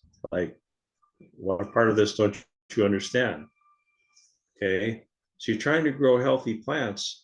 In order to do that, you need to infiltrate water into the soil, and those plants need to have nutrients available to them. And the soil does that by biology. Okay, we've all heard the phrase, if mom's not happy, nobody's happy. Well, when we look at the world of agriculture, we look at the whole world of ecology, of our whole environment. If the soil is not happy, nobody's happy. It can't be. If the soil is not functioning, I don't know how you can expect anything else to work, because all these cycles have a part, have a role, have a pathway that goes through the soil. The hydrologic cycle, the carbon cycle, the nitrogen cycle, they all take place in the soil most or part of the time. So if that's not working, then how can we expect the rest of it to work? So, right now we're looking at CO2 in the atmosphere, and all these sorts of things. If our carbon cycle is not working in the soil, if most of our soils are dysfunctional, could that be part of the problem? If our hydrologic cycle isn't working, could that be part of the problem? I think so. And we're looking at how can we get more of that carbon out of the atmosphere and back into the soil. Now we're starting to get on the right track. But we have to understand how biology does that, and that plays a critical role in that. Okay. So again, soil is a biological system. You can't get away from that. So biology creates stable soil aggregates. These are the units, the building blocks of the soil that have to be there if we're going to expect water to infiltrate the soil, if we're going to expect all the organisms to have a home, roots to move through the soil, organisms to move through the soil, air to move through the soil, for the plants to be able to immobilize and mineralize, for nutrient cycling to happen. So when we boil this all down, 90% of the environmentally and agronomically important soil functions are performed by soil organisms that are fed by plants. So the system cannot function if it doesn't have the full diversity and the full complement of organisms that should be there. And by applying the principles of soil health, you make the soil a hospitable place for them to get all of this done. Okay, they make the glues that hold everything together. They're the ones that will get carbon to stay in the soil that might be hidden inside of these soil aggregates. It might be coating soil particles. It might actually be reacting with calcium in the soil to form more stable compounds. But it's the biology, the living plants, and the associated organisms that actually make that happen. Okay, so the microbes have to be fat in order to make good aggregates. They have to be fed by those living roots that Seth was talking about. We need living roots out there as much of the time as possible. That's why. Okay, so this is pretty easy to determine. You can just grab some soil aggregates, let them dry a little bit, and then drop them in some water and see how long they hold together. If the glue is good, if the biology in the glue is good, the aggregates will stay together like the one on the left. That aggregate will take in water and still remain stable. So if that aggregate is at the surface of the soil and it remains stable, it'll allow water to come into the soil. If it's not stable and falls apart, it plugs everything up and the water can't move into the soil. We all see that. Water sitting out in a field, water running off a field. That shouldn't be happening, okay? That it just shouldn't be happening. So these high quality aggregates can only be built by plants and soil organisms. They can only be built by living things. You can break aggregates apart with tillage, but you can't make aggregates with tillage. Only living things can make these stable soil aggregates. Okay, this is a little sketch that my wife did for me years ago. I asked her, hey, can you make me a little drawing of a plant handing out money to the soil organisms and the soil organisms bringing it food to, sustain it? And so this is what she came up with, because that's really what's going on down there. The plant says, hey, I can do photosynthesis, I can make sugar, and all these organisms in the soil say, well, we can't. You give us sugar, we'll bring you phosphorus, we'll bring you nitrogen, we'll bring you water, we'll bring you whatever you need. We'll bring it to you, we'll give it to you. And there's a lot of different ways that they do that, but that's really what's going on down there.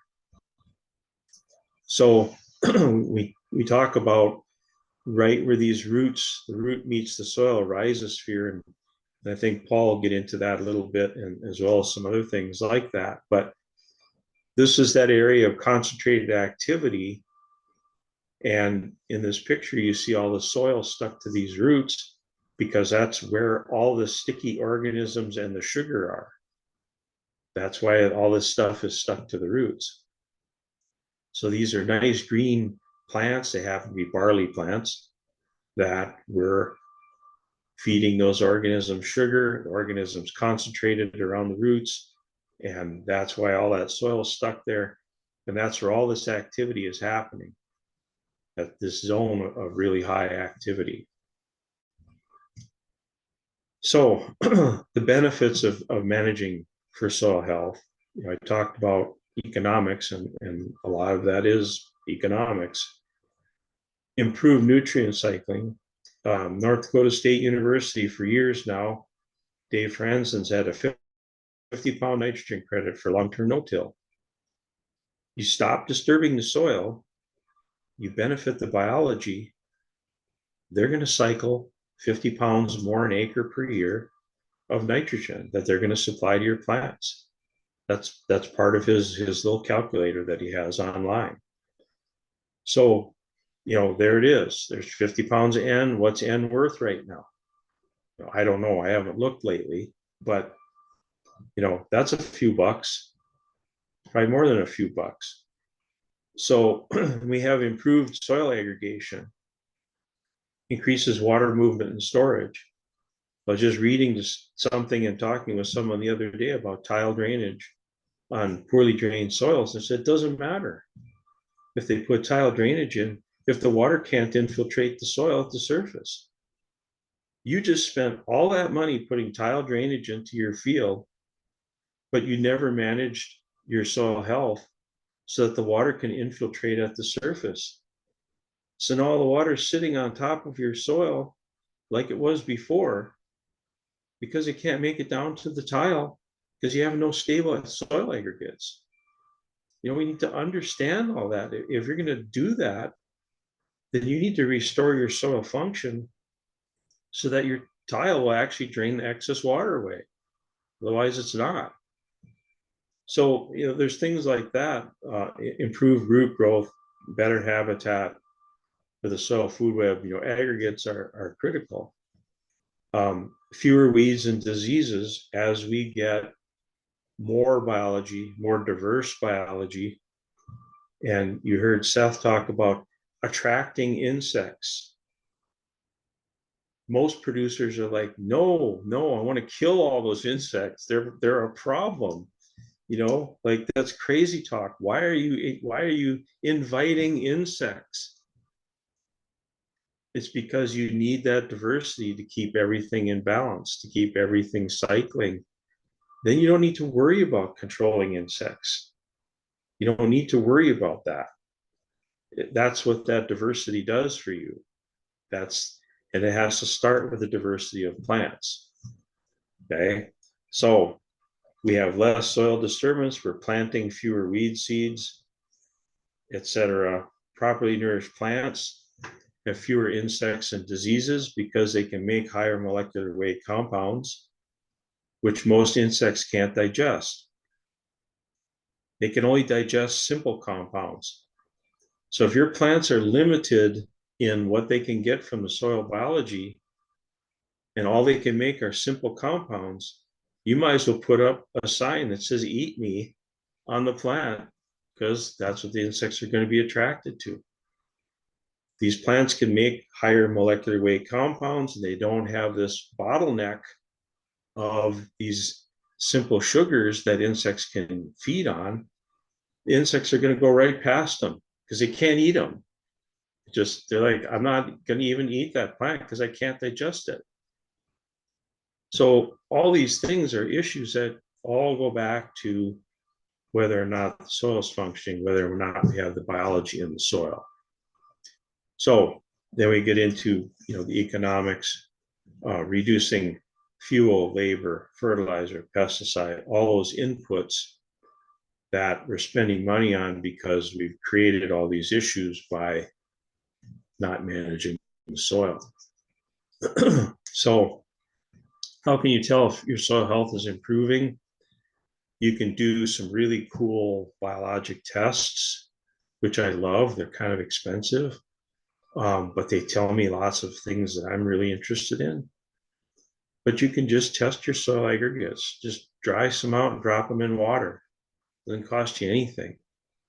There's labs that will do aggregate stability for you, and it doesn't cost very much if you want to. You can pound a little ring in the soil and pour water in and see how fast it infiltrates. These are all things that are really simple. There's a lot of labs that will analyze for organic matter, for biology, the basics of biology. You can see it in a crop response, reduced input costs, etc. So there's a lot of really simple, cheap, easy ways to measure this. There's some really cool, a little bit more expensive ways to measure this and look at this. But it's not that hard to tell, hey, am I on the right track? Is my soil improving? Is my soil health improving? That's what's critical, is that you know that what you're doing, your soil health is improving. It's not continuing to degrade, or it's just not going anywhere. So soil health, kind of sum this up. Soil health is the capacity of the soil to function. How well is that soil functioning at all the things we expect it to do, particularly the ones that have to do with water and nutrients? And soil is a biological system. That's what really drives everything. Most of the biology in the soil is microscopic. Okay, if you take a lump of healthy soil that's about the size of a ping pong ball, there should be more organisms in that than there are people on Earth right now, somewhere in the neighborhood of 7 billion, which is crazy. But that's what we're talking about. That's what runs everything that's in the soil. And when people ask me, well, what can I add to my soil to fix it, to help it? If I could give them just one answer, it would be plants. That living root, a diverse community of plants with a living root should come as no surprise to us, because that's what was here for a long, long time that built our soils in the first place. Okay. So less disturbance, more diversity, living roots, keeping the soil covered.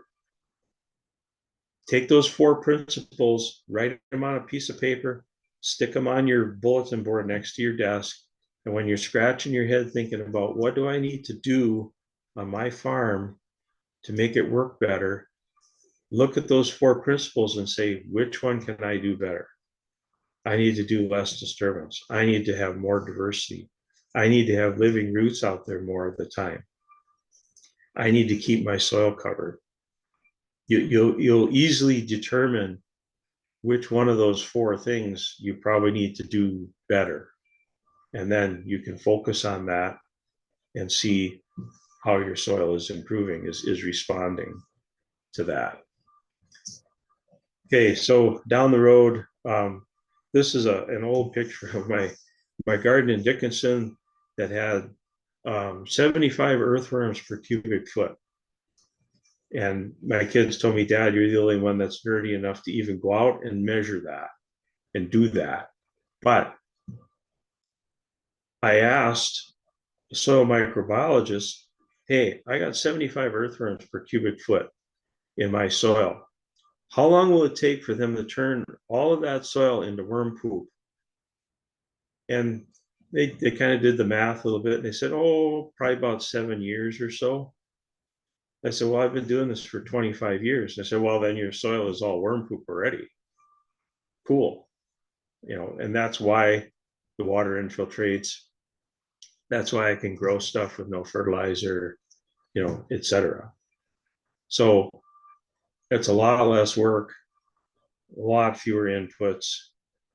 I can grow food that's actually nutritious, that has all these higher molecular weight compounds, et cetera, et cetera. And that's going to be easier and easier to test for. So if you're a market gardener and you have your stuff, you're a CSA or a farmer's market, whatever, the day is not far off, and there's going to be easy ways to test to see, is your food really nutritious? You say it is, but is it?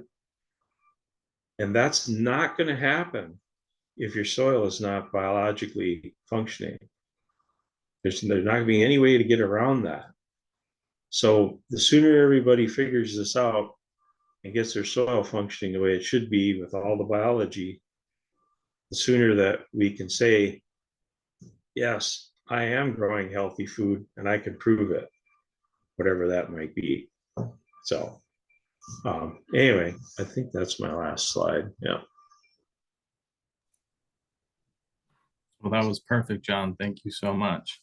Does anybody have questions for Jon before we keep moving on?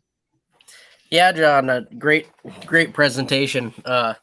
Did you say your wife drew you that picture of the corn plant handing out the dollar bills? Yeah. I would love for you to put her name on the bottom and send that to me. We do a lot of like youth type education things, and I have never seen a better representation for someone that's never seen it before. Like a young mind. I mean that was an excellent depiction. That's awesome. So Yeah, I can do that. I've shared if that you with would other be people. if you or her is okay with sending that, I would absolutely love to share that with people. So Sure. And Jake, if you want to share my email, my contact information with, everybody and anybody, feel free.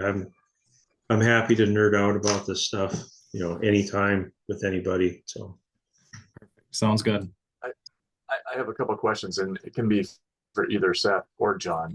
So I bought a 5 acre parcel that was mostly used for boarding horses, and I'm trying to convert it over into more of a market produce farm. I have a lot of underbrush, and so the whole soil disturbance thing, I'm trying to figure out the best way. I did clear a small section last year, and as I'm learning all this now, I was remarking to myself as I was doing this manually, pulling up all these little, 1/4 inch, 1/2 inch saplings and stuff, trying to clear it, how thick the web was, because it's been very undisturbed soil. And so now I'm thinking, oh God, I just disturbed this whole corner, and I probably shouldn't have.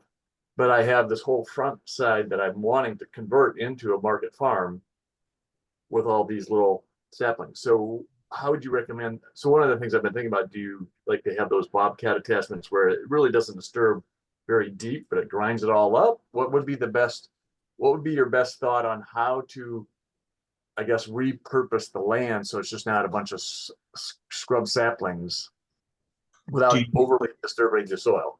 Yeah. Are herbicides an issue? No, it's been like I said, horse pasture as far as back as I can. No, I mean, as far as you using herbicides to get rid of those. I haven't used anything up in that whole section. I haven't sprayed anything, and it doesn't. I don't believe that the prior gentleman, like I said, he just had, like I said, it's just a lot of underbrush.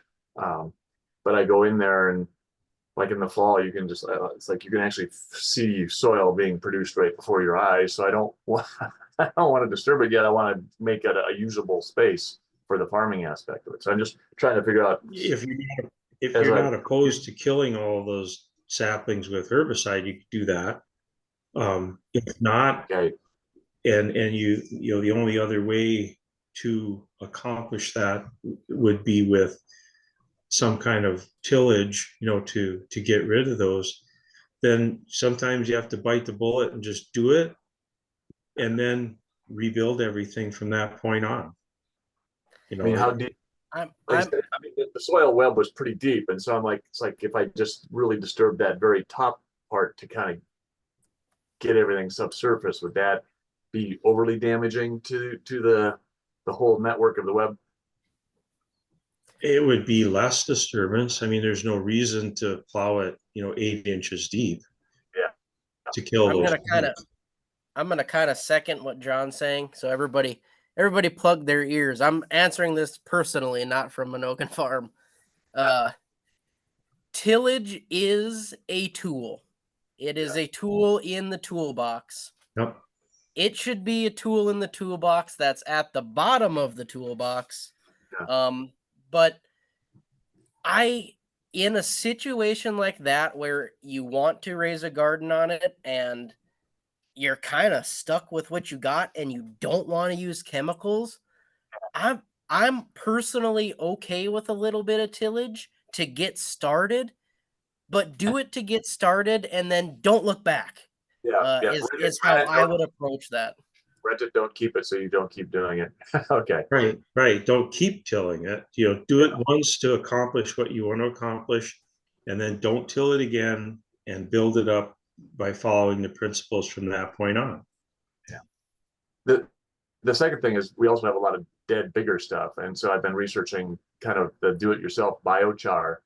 What are your thoughts on that, and how thickly would you apply that, even if I am successful in applying that or creating it? It seems relatively, I'm not saying it's new, but it seems like it's kind of in vogue, and I don't want to get sucked up in trendy. I really want to, We've had some experience with biochar, and maybe some people have had a lot more successful experience. I would not personally apply biochar directly to the garden. I like putting biochar. We put biochar in our compost. So by the time it gets to the field, it's already sucked in all those nutrients. I think a lot of people that have negative issues with biochar is they're applying it directly to the soil and it's pulling all those nutrients out of the soil and then it's slow release. So I kind of like to beef my biochar up before I get it to there. So we do use a little bit of it at Menoken Farm in our compost, but maybe people have had better success stories. That's just kind of how we have used it. I would rather see you Mulch it. increase organic matter in your soil through biology than biochar. I don't have any problem with it, but to me it seems like a lot of work, and it's you're basically creating just little tiny sponges, like Seth said, that are kind of soaking things up. I would rather see biologic glues and biologically derived organic matter, because I think that's going to give you more benefit for your time spent.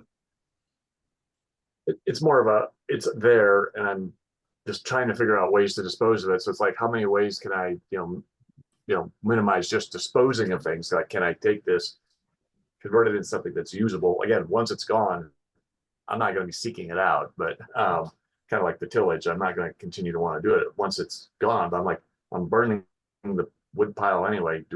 Can I benefit from trying to make a biochar out of it? I don't think that's a bad idea. I think you would be better suited in renting like a wood chipper or something and using it as like mulch instead of burning it, using it more so as like a mulch. Okay, that was the other path I was going down. Was, do I go left and do just a mulching situation, or do I create a biochar? Okay, thank you. I'm a question asker from hell. So, Jake, can I ask one more? Yeah, Your absolutely. garden, that last picture of your garden, so for a kind of a market level gardening capacity, are there specific tools for planting like the vegetable gardens and stuff that allow you to do the planting with minimal soil disturbance, or how are you going about that? I've always kind of sensed that that's a labor intensive process. I do it, and I did it and continue to do it with just a shovel. I get the shovel on edge, so that I'm just basically making a little slice. Okay, I've seen some stuff on that. Okay, I was wondering if that's what maybe you did. Okay. And just making as big or deep of a slice as I need to, depending on the size of the seed that I'm planting. Okay. And then mulch like crazy with alfalfa hay or grass hay, or straw or things like that. Mulch as much as you can and pull the weeds, don't hoe them. Yeah, that's basically it. Thank you. You've solved a lot of my problems already. As I'm coming into the spray, I'm like going, okay, this is the path. Thank you. Perfect. Well, thank you so much, Jon, for coming in today and doing this presentation at this workshop. I very much appreciate it. Happy to do it. So we're going to take a quick 8-minute break to stretch our legs, grab some water, run to the restroom, and then we'll come back at 2:05, and then we will continue on. So I will see you in just a bit. All right, it's 2:05, so we'll get started again. I just want to welcome everybody back. We have Paul here, and he's going to be sharing some more information about the soil microbiology, the true powerhouse of the soil, in my opinion. So I will let you get started whenever you're ready. All righty, let me share my screen here.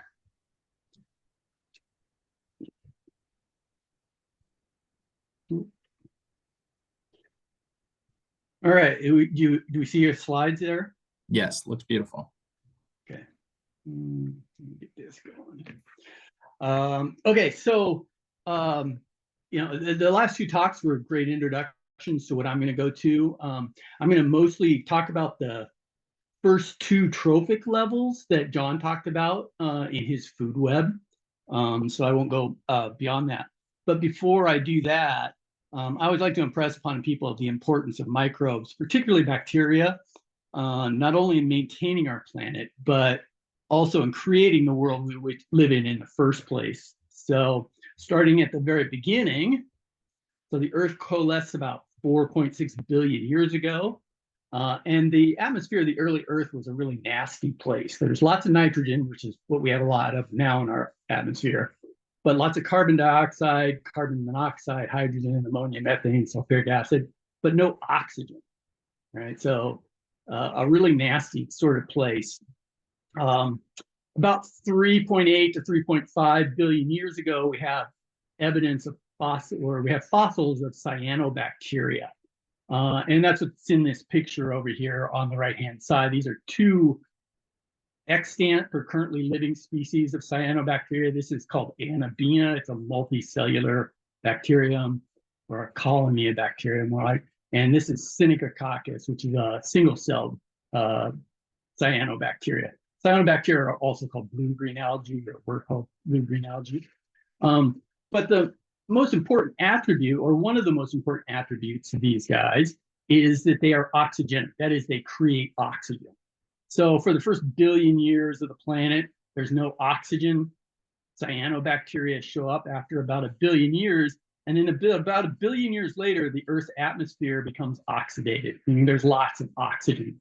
So these cyanobacteria are the ones that put all that oxygen into our atmosphere.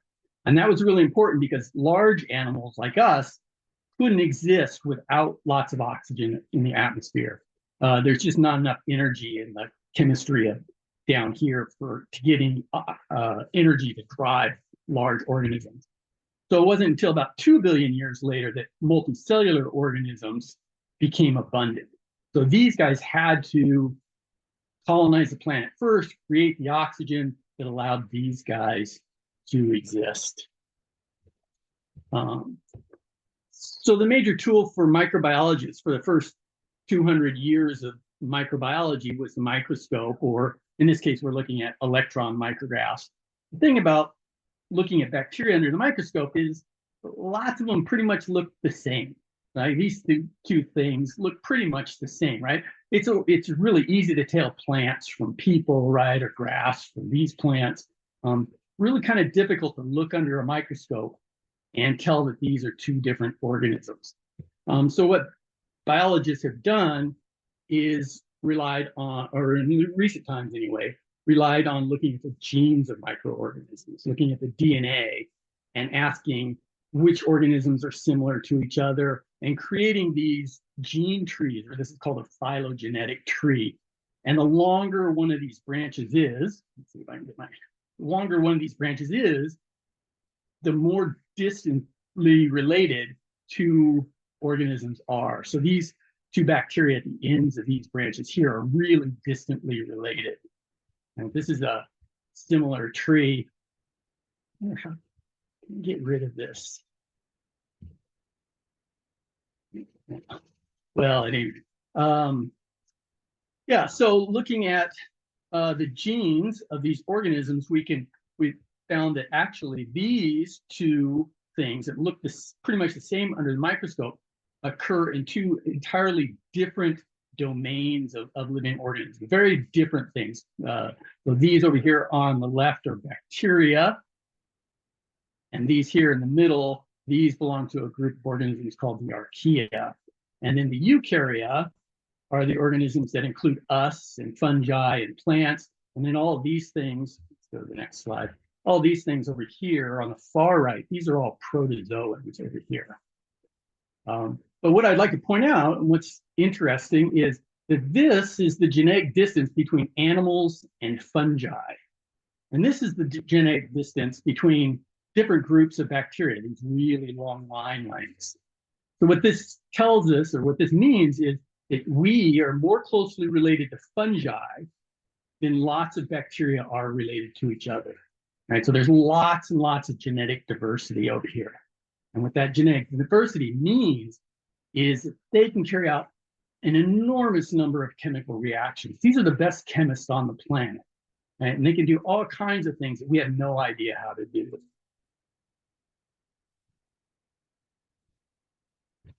So this is a illustration of a plant cell, plant anatomy. And I don't want to go into a lot of detail. I just want to look at 3 organelles here. So you learned about organelles probably in middle school. And the organelles I want to look at are the nucleus, right? This is where the DNA or the genes of this plant are kept. And then two other organelles, the mitochondria, that's these two blue things, and the chloroplasts. So mitochondria, plants share or have in common with animals and fungi. So plants, animals, and fungi all have mitochondria. Most protozoans do, but not necessarily all of them. So you don't have to have mitochondria, but most organisms do. And these things are the things that use that oxygen in the atmosphere to create the energy that drives us, that allows us to do things, allows us to move our muscles, allows plants to do anything. They get all that energy from mitochondria, right? So these are often referred to as the powerhouse of a cell. The interesting thing about mitochondria is that they contain their own DNA. Same thing with chloroplasts. Chloroplasts, which are unique to plants and algae, they also contain their own DNA. And if you take the DNA out of these mitochondria, or you take the DNA out of these chloroplasts, and you analyze those genes and ask what organisms are the genes that you find in chloroplasts most closely related to, you find that those genes fall right in the middle of the cyanobacteria. So in that one of those previous slides, I showed you Anabina, which is right here, and Synechococcus. So there's some Synechococcus here and some Synechococcus way down here, right? So these chloroplasts are right in the middle of that group. And the same thing with mitochondria, they fall within a different group of bacteria. And so the inference is that those mitochondria and those chloroplasts were once free-living bacteria. So we and plants are actually exist, can move around and do the things we do, can photosynthesize because of these bacteria that have been internalized within eukaryotic cells. Right? So in a very real sense, the planet that we live in was created by bacteria, and we owe pretty much everything to these microbes.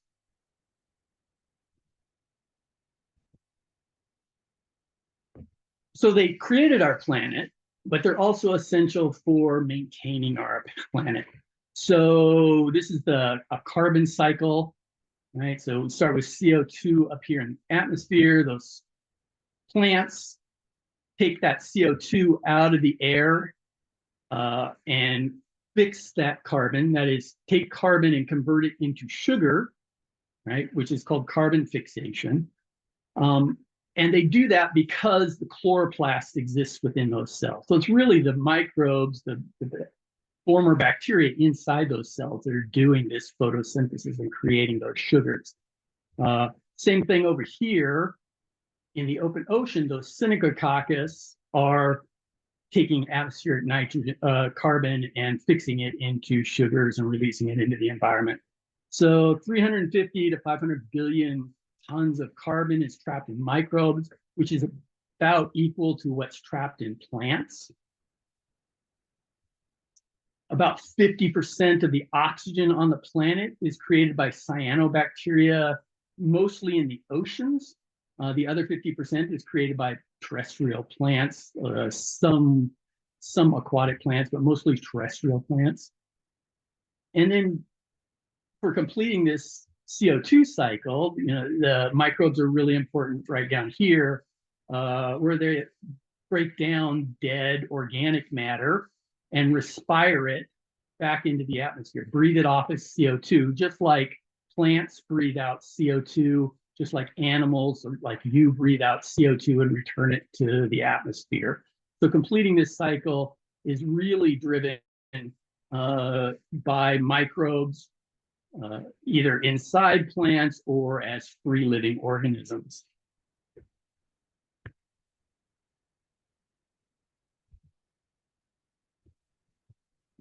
Similar thing, actually, microbes are even more important in driving the global nitrogen cycle. So 78% of our atmosphere is dimolecular nitrogen, nitrogen gas, right? The other 21% is about oxygen, and then there's a small fraction that's CO2 and carbon monoxide and methane and such sort of things. So most of our atmosphere, just like the early ancient Earth, is nitrogen gas.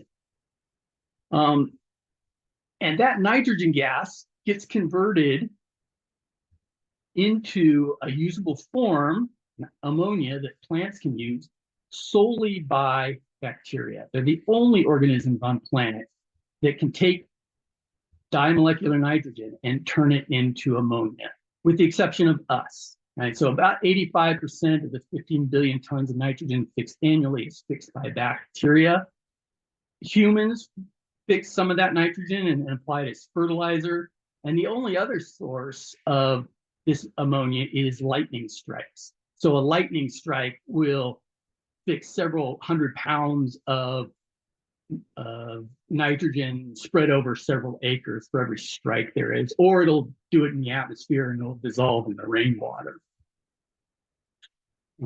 So about 85 to 130 billion tons of nitrogen is also trapped in bacteria, or in bacterial bodies, about equal to what's found in plants. The organisms, the bacteria that do this process, take the atmospheric nitrogen and convert it into ammonia, belong either to the rhizobia or the Burkholderia. So the rhizobia are bacteria that colonize plant roots, right? And so they colonize legumes. So your peas, your beans, soybeans, alfalfa, clover, shrubs and trees. So things like Russian olive and black locust are colonized by rhizobia, and will fix carob, acacia, and lots of others. Right? The Burkholderia will fix nitrogen in bulk soil, so they don't need to be associated with plant roots to fix nitrogen. But nitrogen fixation is an anaerobic process. It has to be done without oxygen or outside the presence of oxygen. This ammonia is either assimilated by plants or taken up by bacteria called nitrogen oxidizers, or in a process called nitrification. And there's two groups of bacteria that do different steps in that process. There's Nitrosomonas and Nitrobacter. So whenever you see rhizobia, those are organisms that make ammonia from nitrogen. Or if you see this word nitro, they're going to break down, or not break down, they're going to modify this ammonia into nitrates, which can be further assimilated by plants. And so either the ammonia or the nitrate essentially all come from bacteria. To complete this process, we don't do anything like respire nitrogen back into the atmosphere. The only way this gets back into the atmosphere is this process of denitrification. And that's carried out by lots of bacteria and some fungi. But this is an anaerobic process. Right? So this denitrification only occurs in the absence of oxygen. But if we're farmers, right, we want to keep these nitrates and these ammonia in the soil to make them available to the plants. So in order to do that, it's key that we keep the soil aerobic, right? So this is where it's important to maintain the structure of the soil with all those spaces that can hold air to prevent this and retain as much of these nitrates and this ammonia as possible. Otherwise, these denitrifiers are going to return it back into the atmosphere.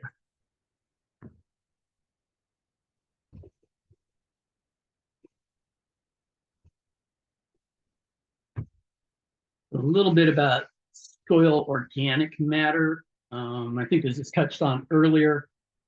So soil organic matter, as opposed to the mineral soils, is 60 to 90% water. And the rest of that, 10 to 40%, is dry organic matter. So this essentially works as a sponge to hold this water. So the more this dry organic matter we have, the more water that soil is going to be able to hold. Of that dry organic matter, 10 to 40% of it is living organisms. And so that means roots, invertebrates, protozoa, bacteria, fungi.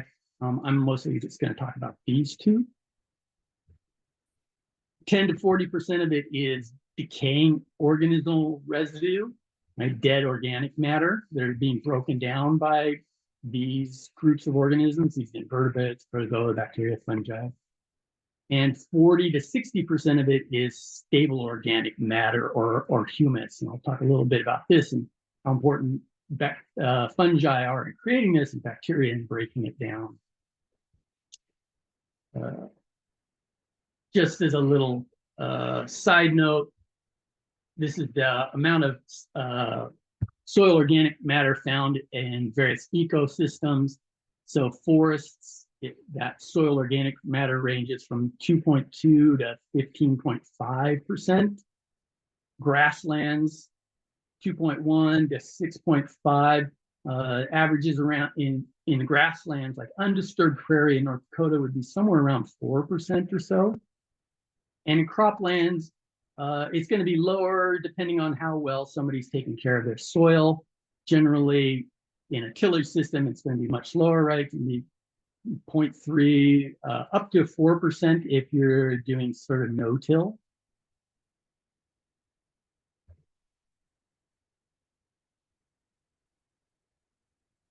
So when we're looking at the soil and the interaction between organisms and plants, we can divide the plant area up into different microenvironments. So the endosphere would be anywhere inside the plant, inside the roots, inside the stems. Rhizosphere is the area around the roots. And then the phyllosphere is the area on the leaf and stem surfaces. And then we can use different, ecologists use different terms to describe how organisms relate to each other: symbiotic, mutualism, parasitic, or pathogenic. I'm just going to talk about the symbiotic relationships, maybe the parasitic or pathogenic ones at the end.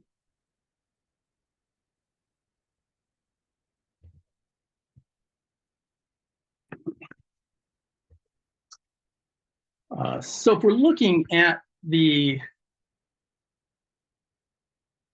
rhizosphere, the area around the plants, and how bacteria interact with that. First of all, plants aren't passive, right? So they're not just sitting there doing nothing.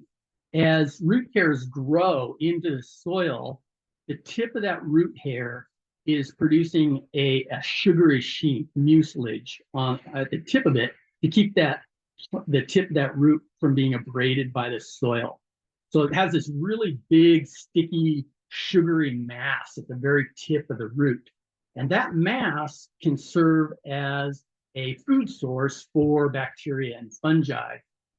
Bacteria also are producing lots of root exudates. So they'll produce sugars and ammonia acids and organic acids, and they pump those out into the soil where the bacteria and the fungi can feed on those. So they're photosynthesizing up here, pumping those sugars out into the soil to benefit the microbes around them. They also might be producing what are called secondary metabolites, things like these binoxinoids or terpenoids. But they'll do that in response to the environment. So binoxinoids, they'll produce in response to chewing by insects. So if insects attack the roots or the stems of the plant, they'll produce these binoxinoids, which are toxic to the insects. Similar thing with terpenoids. So terpenoids are things like methanol or menthol, thymol. What are some other terpenoids?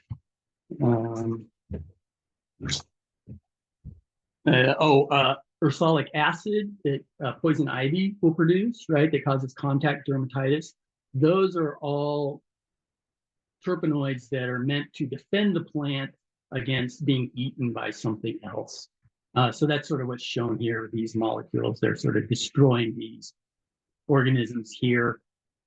The organisms are eating these primary metabolites here, and that allows selection for certain bacteria and fungi that can colonize the root surface or even get inside of the root, so into the endosphere of the roots.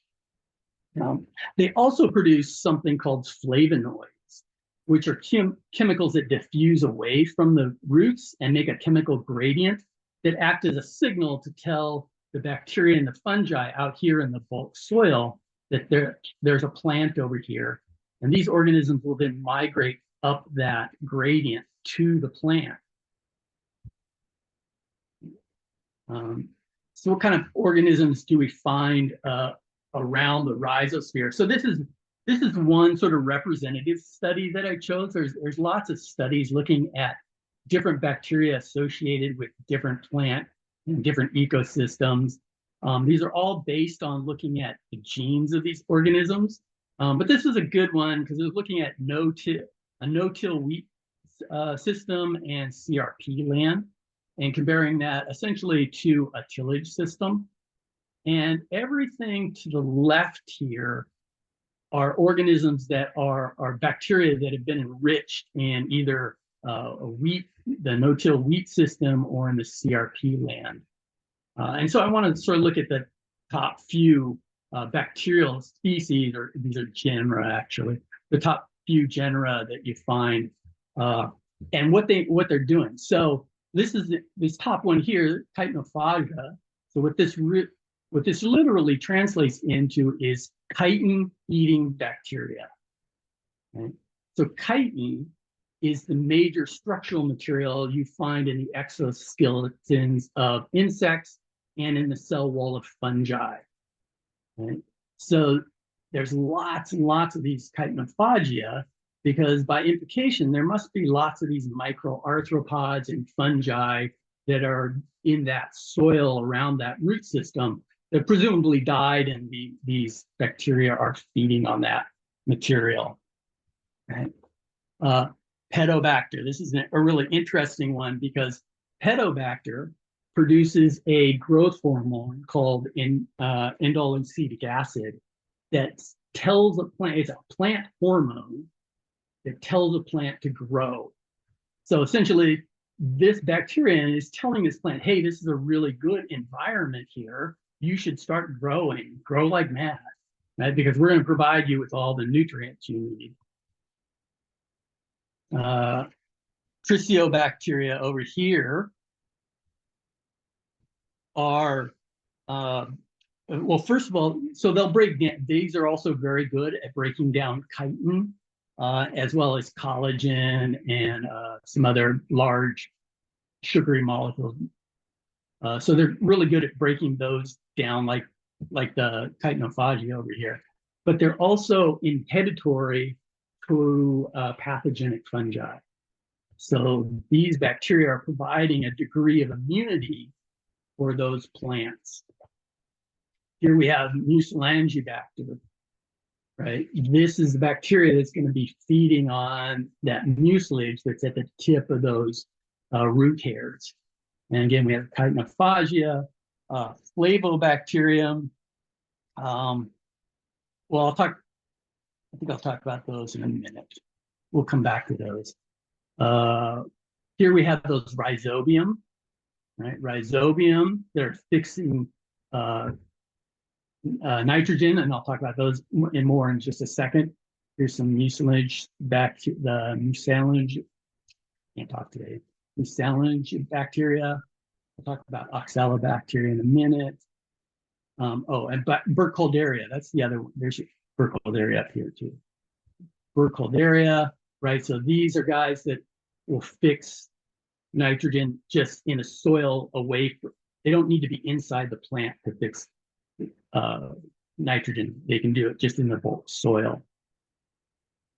So let's go back to these Rhizobium a bit and those flavonoid compounds. So legumes will send out these flavonoid signals to these bacteria. the bacteria, the rhizobium or cynorhizobium, bradyrhizobium, whenever you see rhizobium, you know this is going to be a nitrogen-fixing organism. They have, there's a few different genera. Those are the major ones. But they'll swim up that gradient until they contact a root. And once they contact the root of these legumes, whether it's Russian olive or alfalfa or whatever it is, they will express a set of genes called nod genes. And what the nod genes do is they tell the plant to start multiplying, creating cells that wrap sort of around the bacterium. Let's see if I can.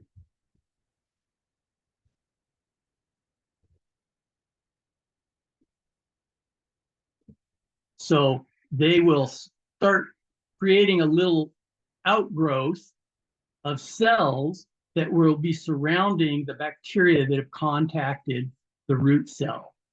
And they will create these nodules right here. And then the bacteria inside those nodules will use up all the oxygen. So there's no oxygen in the air. It will become anaerobic. And then they will turn on these NIF genes that will start producing the ammonia from the nitrogen in the air. So this has to be in an anaerobic environment. So there's a lot of crosstalk between plants and bacteria.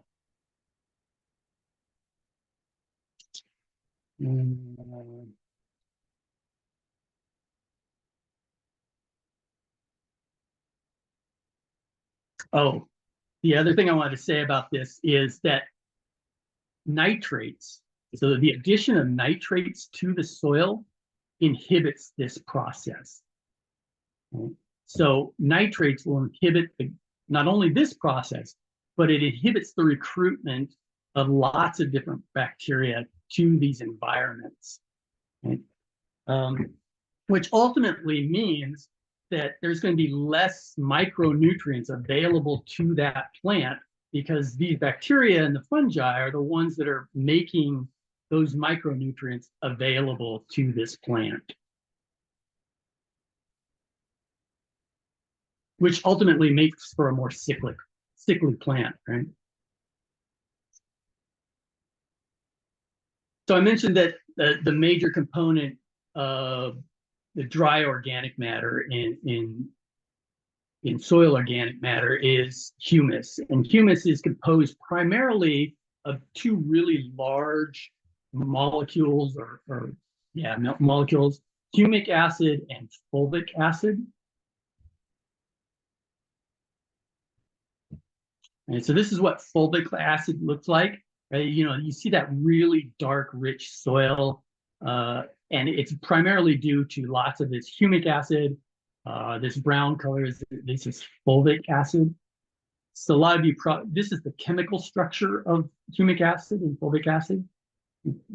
Most of you probably aren't real familiar with looking at chemical structures. So I put glucose here and water just as a reference. Right? These are really large molecules that are really difficult to break down, which is why this is the stable organic component, right? Is because it's really hard to break these down. Basically, so this humic acid and this fulvic acid is a breakdown product primarily of lignin, the binding substance you find in woody plants. And it's created primarily by fungi. So in environments, if you go back to this CRP land, right? These environments here, there's going to be a lot more woody material. You're going to find a lot more fungi creating this humic acid and this fulvic acid. And the things that can break these down are bacteria. The major groups of bacteria that can do that are these Burkholderia, as well as this Macella here, and oxalobacteria. So this oxalobacteria, Burkholderia, and the Macella,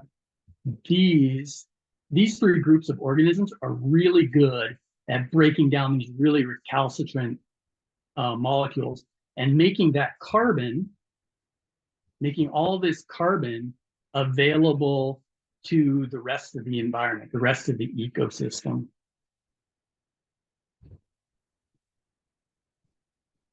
What am I doing on time? Oh, good. Perfect.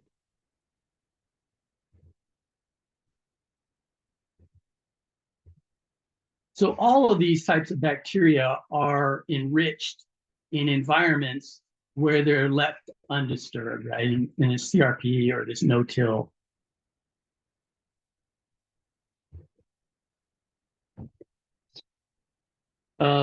But the other major component or other major microorganism I want to talk about are the fungi. And it's common to look at the soil fungal to bacterial ratio. And there's two ways to measure that ratio. A lot of places, a lot of papers you'll see will measure the biomass ratio. Others will look at the population ratio. So if you're looking at the biomass ratio, forests are going to have a much higher ratio of fungi to bacteria than grasslands and agricultural fields, right? And that makes sense given that fungi are what create this humic acid, right? But they're really good at breaking down the lignin that you find in woody plants into that humic acid, into that humus. There's a lot less woody plants in grasslands in agricultural fields, so you're not going to find as many fungi. But those ratios range from 5 times to 1,000 times as many fungi as bacteria in forest environments, and much smaller ratio in grasslands and agricultural fields, right? So 0.1 to 1 in both of these. But that's in terms of biomass, and that's because fungi are just much bigger than bacteria. Bacteria are very small. If you look at the actual population size, not the numbers of organisms, you still find a higher ratio of fungi to bacteria in forests, but now it's more like 2 to 5 times as many fungi in terms of actual numbers of organisms than there is to bacteria. And it's closer to 2 in these other environments, in grasslands and croplands, right? And I'm not sure that either of those is really an adequate measure, because what you really want to know is how productive they are. What are they doing? How are they processing, right? And we don't have good measures of that yet. That's some research that's just sort of starting.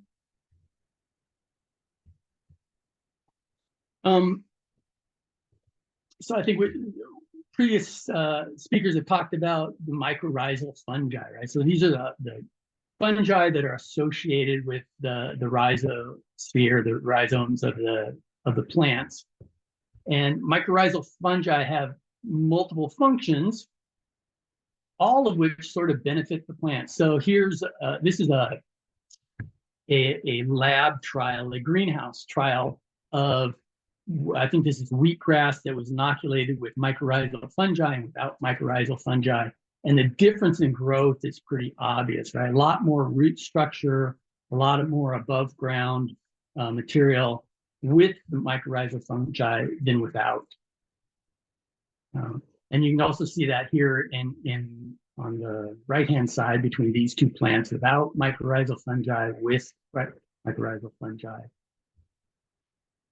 Mycorrhizal fungi are really good at mobilizing nutrients and providing water, especially phosphorus, to these plants. Right?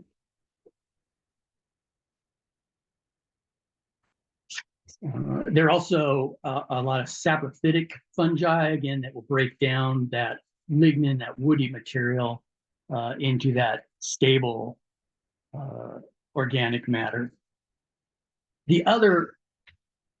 Another important function of these fungi is that they glue soil particles together using a material called glomulin.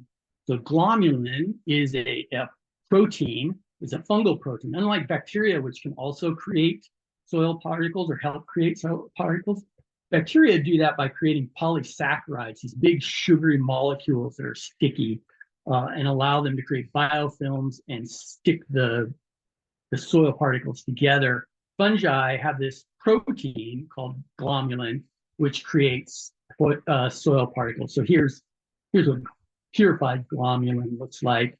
This is the soil before you take out the glomalin. This is the soil after you take out the glomalin. It looks like sand. Okay? All this is an epifluorescent micrograph of soil that's been stained for glomalin. So this is a specific stain for this protein. And you can see all this glowing stuff is glomalin that's holding this soil particle together. In fact, you can see some of the fungal hyphae here.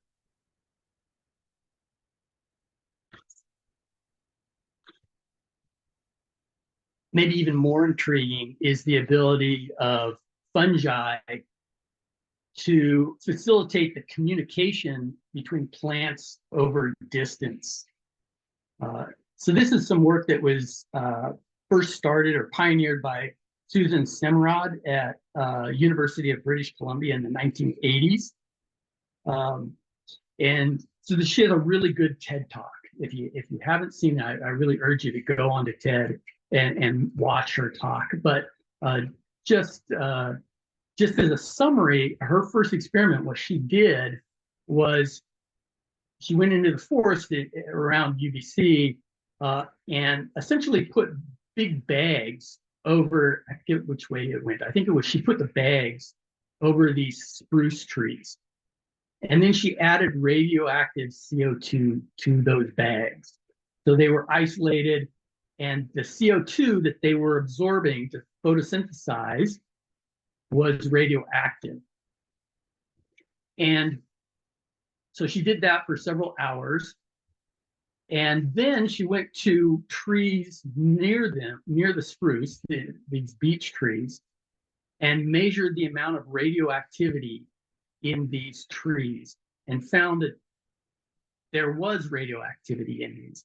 And the inference was that the radioactive photosynthetates that these guys made, right? They spit those radioactive sugars out into the environment.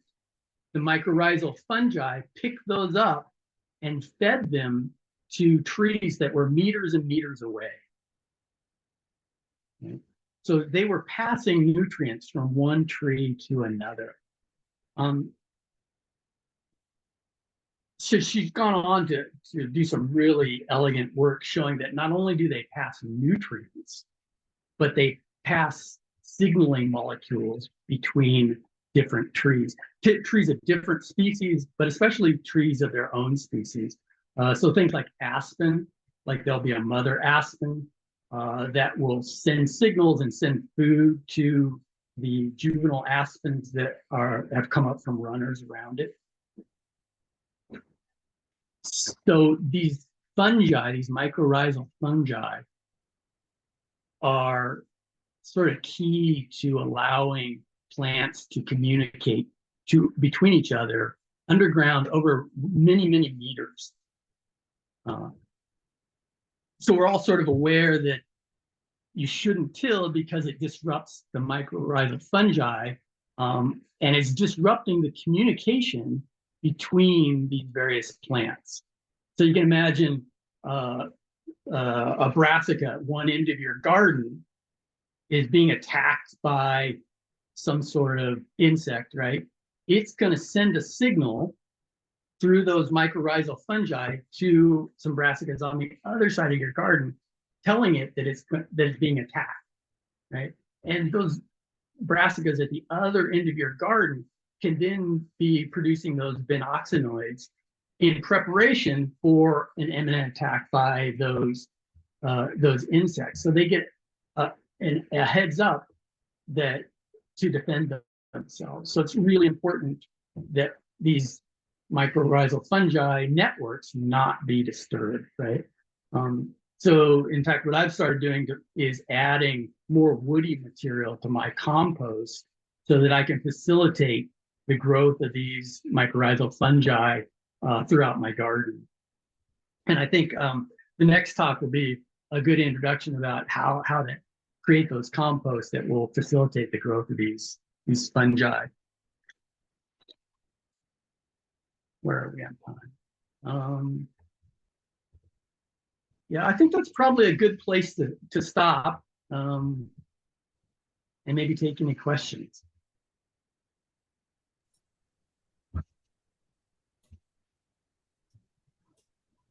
Anybody have any questions for Paul before we keep moving on for the day?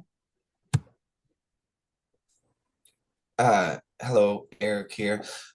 When you're adding that like wood mulch into kind of promote the growth of the mycorrhizal fungi, is there a better, is like one type of wood chips or wood mulch better than the other as far as like I've heard hardwood is better and like stay away from cedar because it can be antimicrobial or Right. something? Yeah, that's exactly what I was going to say. Yeah, I guess that's conventional wisdom. I guess I don't really have any experience or I've seen any literature on if that's actually true. That's sort of just conventional wisdom that you would want to avoid generally pine and cedar, walnut, which produces junglone, which is inhibitory towards other plants and bacteria. But yeah, I can't say definitively that there's anything better or worse. It's just sort of conventional wisdom. So yeah, sorry, I can't provide a better answer for that. Nothing scientifically based anyway. Sounds good. Something that comes to mind to me on that topic is to just have something that has a lot of variability in size. So you don't want something that's like super consistent, but small pieces, big pieces, really fine pieces, like that's better. So like an arborist mulch that's just, bent through a shredder would be better than something you might buy at Lowe's. Yeah, I would agree. I find that my compost that's a lot coarser actually seem to do better over the long run in the garden than really small refined compost. So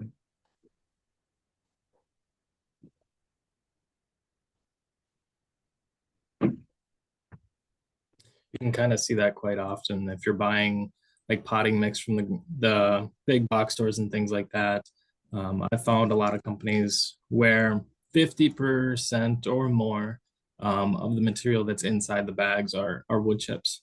And it seems to work out very, very well. Doesn't work well if you're starting seeds. It's kind of a pain in the butt. Yeah.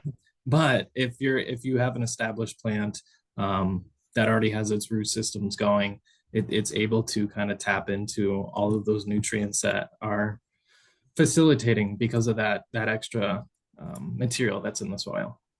Yeah, I think facilitating the growth of those fungi is really key to mobilizing all the nutrients that are sort of inherent in the soil.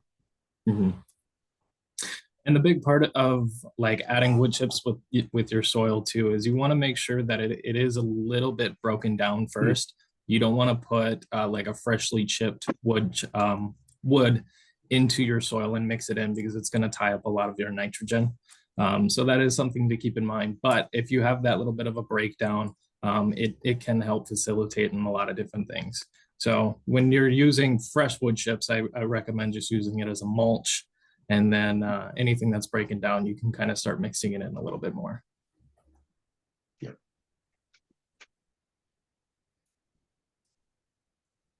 Any other questions before we keep moving?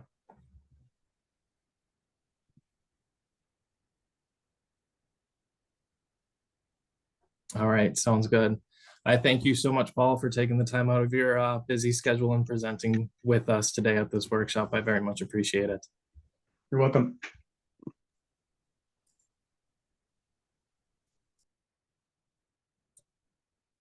All right, so we're going to move into our last presentation, but certainly not the least. Laura will be giving us an introduction into the world of composting. So whenever you are ready, Laura, you're welcome to share your screen and get started on your presentation.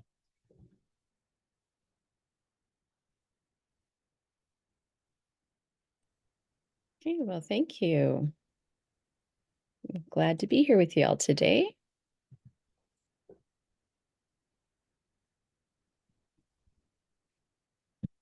And all right, how is that for the screen share? Looks beautiful. Wonderful. All right.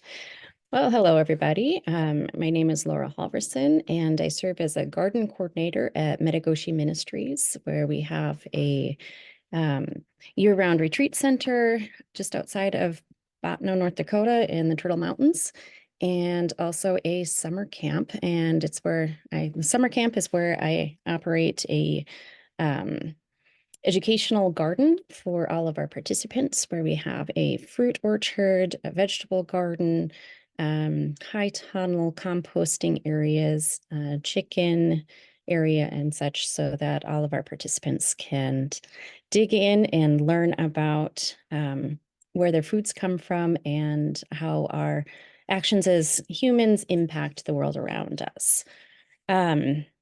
I also happen to be a master gardener through the NDSU Master Gardener Program.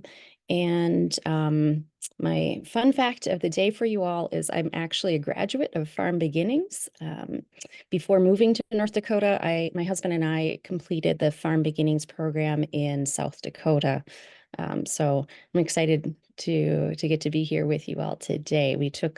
I took what I learned from Farm Beginnings and put it into action with the camp garden at Camp Metagoshi. So as we get going with compost, just want to start out by making sure that we have an understanding of compost, and I always have to stop, and I'm a language person. So with my pronunciation, I always want to say hummus. That's the thing we eat, so humus. So compost is it's a product. It's a result of decomposed leaves and other plant materials, other organic matter. It's very high in organic matter, and it's a perfect plant food for all of our crops. It's a soil amendment, and as we'll discover today, it's also a disease fighter. It has a really good nutritional profile for our the microorganisms and the food web in our soil system. Humus is the Latin term for soil, and it generally refers to components of soil that are rich in organic matter. So it could include compost, but it can be from added compost or natural decomposition of plant material. If you have the chance to walk in the forest or walk in tree rows, those top layers of forest soils are really rich in humus. And when we make a compost from mixed yard waste, our finished compost is actually about 100% humus in its composition. Okay, there we go.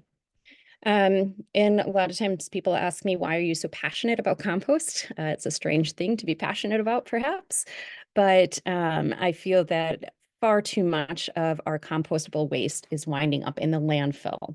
And when we look to nature as our guiding piece in this, nature really has a zero waste system.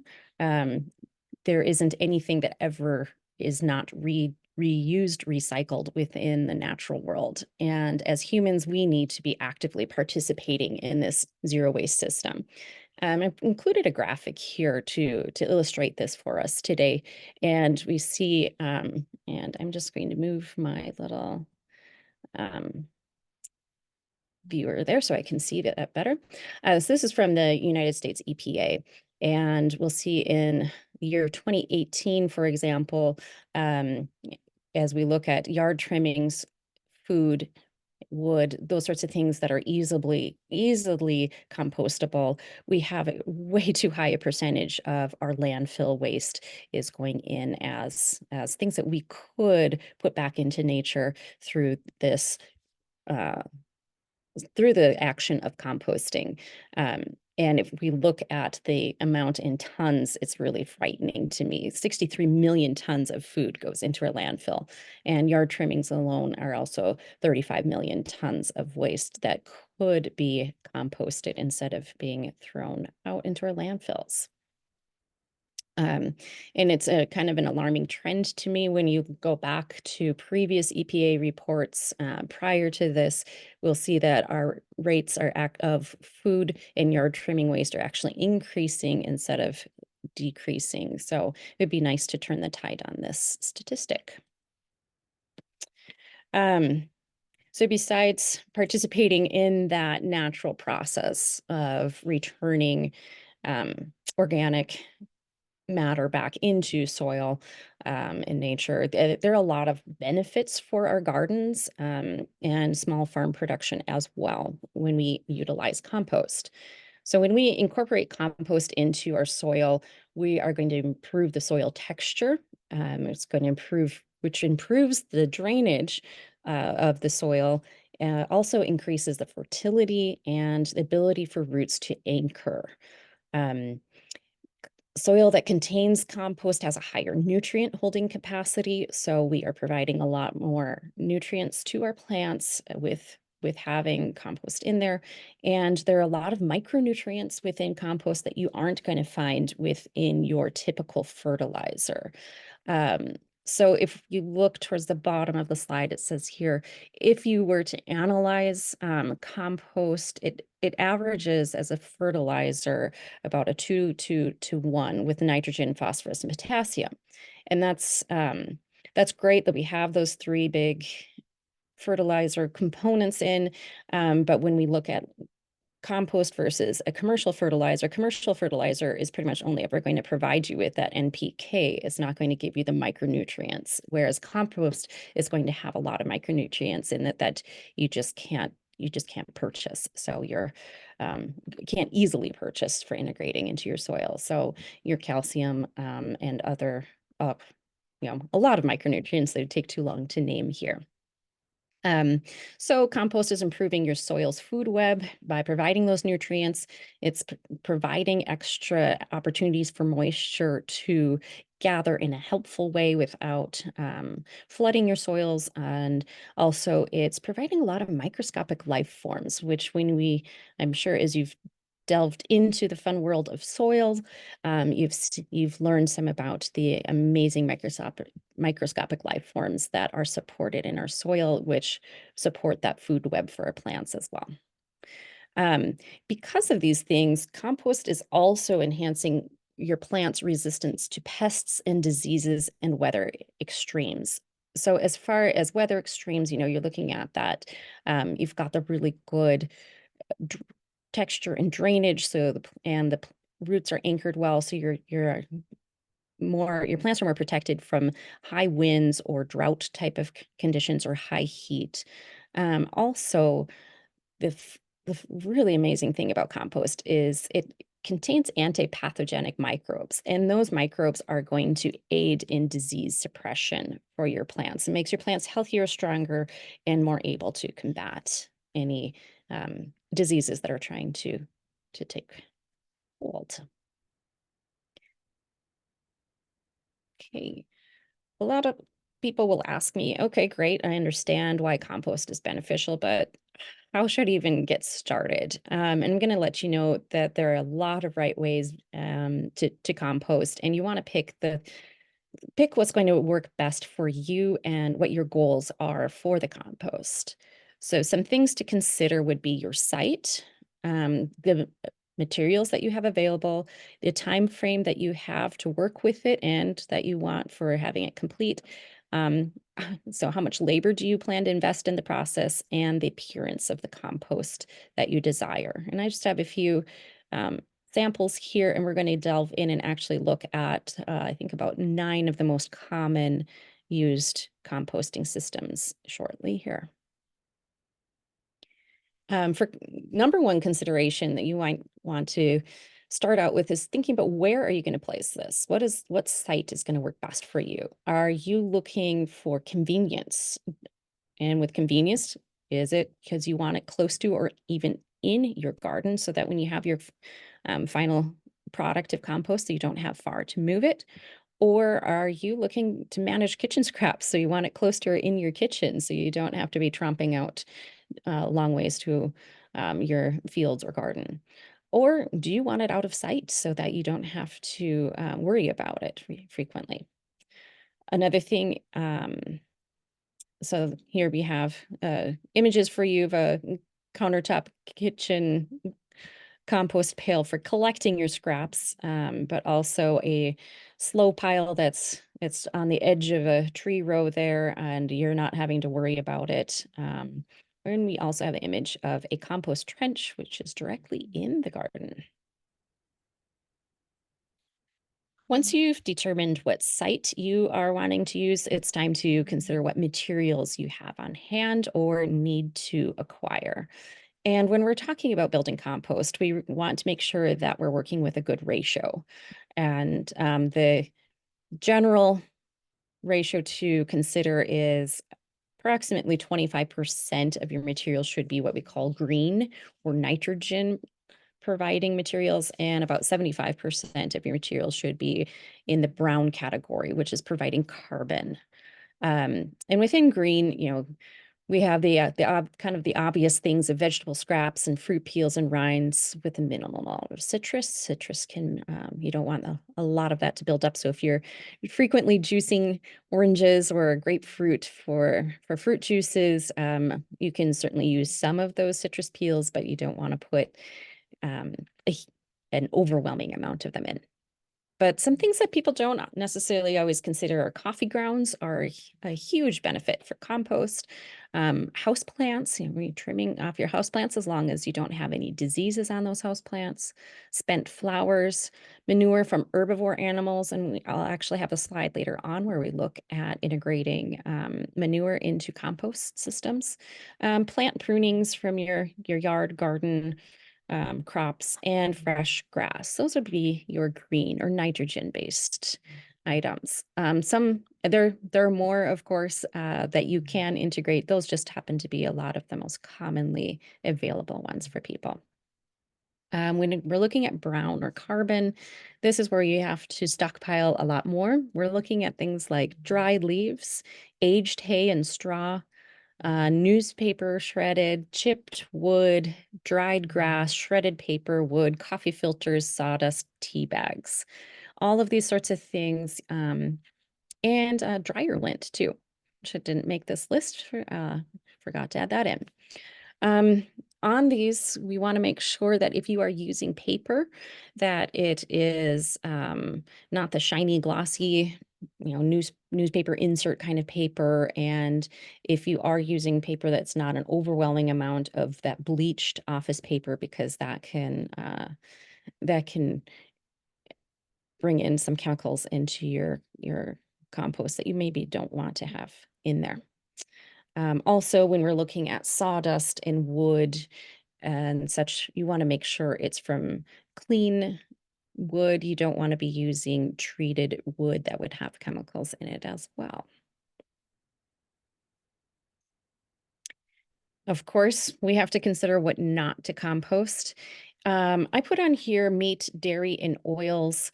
I put that down. You certainly can compost them if you are composting on a large scale, like a more of a commercial composting type of operation.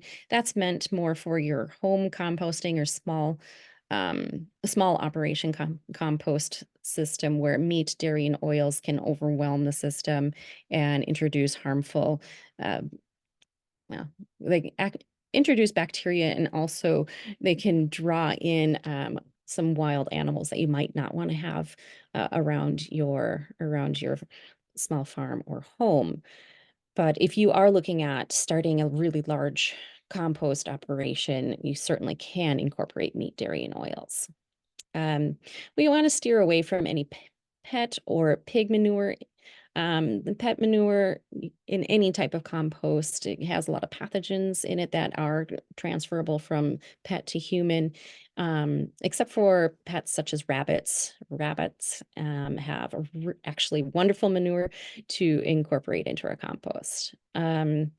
Pig manure I put on here because you can't do that on a small scale. Once again, there's a lot of pathogens that can transfer from pig to human that we wouldn't want to incorporate in small scale. However, there if you wanted to go into large scale commercial operation, there is literature out there on how to safely compost your pig manure. Obviously, you don't want to put human waste in there unless you have a composting toilet. A composting toilet is a whole different system, which I'm not going to talk about today, but look it up online if that sounds intriguing to you. When we were composting, I steer away from incorporating weeds with seeds just because it takes a lot of heat to kill the seeds from a lot of our common weeds that we have here in North Dakota. So you certainly can successfully compost, but weeds that have seed heads on them. However, you have to have it at a high heat for a significant amount of time, and there are charts out there to help you out with that if that's something that you do want to look into. The other piece is weeds that reproduce by rhizome. Those roots are going to take hold and they are going to just love all of the nutrients available to them in a compost pile, and they can easily take over. So keep out your weeds that reproduce by rhizome. I also have a note here that we want to avoid grass clippings from lawns treated by chemicals. So I have a couple of specific common lawn chemicals and farm materials here that we just want to avoid. And when I say farm materials, we're talking straw and hay. There are some of these herbicides that are used that, if it is shown that they do not break down within a compost system, and if you take that compost and then integrate it into your crops or your garden, you can poison the soils and have a huge die-off of plants. So you just really want to have a little bit of caution if you are taking in any of your grass clippings or straw or hay.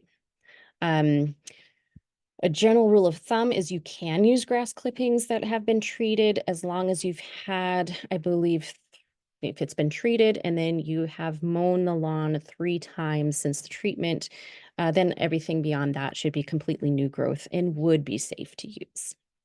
I'm seeing here in the chat that we have a comment about coffee grounds in your compost. Wonderful. Thank you so much, Stephanie. That is a good point, to make sure that we use coffee grounds, but not more than 20% of your compost. And that, that goes to say for a lot of our different materials, we don't want to overwhelm the compost system with any one ingredient other than, dried leaves. You can never go wrong with dried leaves. Okay. And if you have any comments, questions, do please put those in the chat and I'll do my best to try and catch those as we go. So moving into which type of compost should I make? And we have several slides here to share with you on this. First, we have a slow outdoor pile. And in each type, we're going to talk about some advantages and disadvantages as you consider which type you want, or which types if you want to play around with more than one style. The slow outdoor pile is a really easy pile to maintain. You can add continually to it. You really don't have to do anything other than let it sit there, and it can be completely out of sight. And you probably want it out of sight because it isn't the most attractive. A disadvantage in a slow outdoor pile is it's going to take over a year for those materials to break down. You're going to have nutrient loss to leaching from the weather, from the elements and water runoff from rain and such, and it has no chance of killing any weed seeds or pathogens that might be in there. So it's easy, but definitely have to take those disadvantages into consideration. One of the most common types of compost that people think of, I think, is the fast, or what you call the hot pile. And that is just a freestanding pile that is managed or maintained on a regular basis. So with this fast or hot pile, you can see even in this image that there's steam rising off of the compost. It's very fast decomposition. It's has a high chance of killing weed seeds if you are able to maintain the temperature threshold for amount of time, and is also very nutrient rich. Oh yes, I see here with the slow pile put a long way from the house because it can attract flies, fruit flies, and such for sure. Some disadvantages though with your fast or your hot pile, it does require labor to turn it. That action of aerating, turning it is what allows the temperature to build up. Um, and you really don't want to add new material to it. So if it's something that you're just looking for kitchen scraps, it might not be your best option. And you do need a lot of material to get started. And we'll go on this on another slide, but you essentially want 3 cubic feet of material as a minimum to get started in order for the interior of that fast pile to reach its hot temperatures. Another option is a worm bin, and this is a fun one, especially if you have children around. It can be a fun thing to explore with kids. Worm bin is easy. You can use it out indoors. Actually, when I lived in Chicago, had a worm bin in our kitchen in our little teeny tiny apartment in Chicago because it was the only way I could compost while living there. You can add material to it continuously.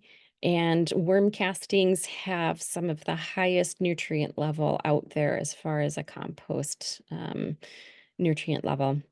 And is really good for your daily food waste. But it does have some disadvantages. You've got to have a spot for it that you're comfortable with. You have to care for the worms. They are living creatures and they need their habitat to be maintained.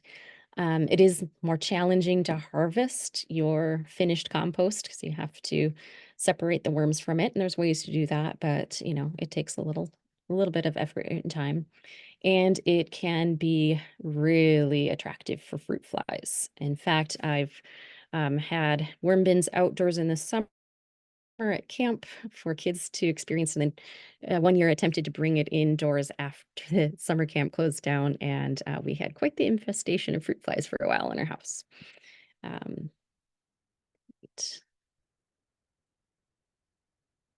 So here we have another few options of types of compost bins. You can use a bin or a box. And as you see in the image here, it's a pretty neat appearance. It's going to hold heat better than an open pile to keep those consistent warm temperatures.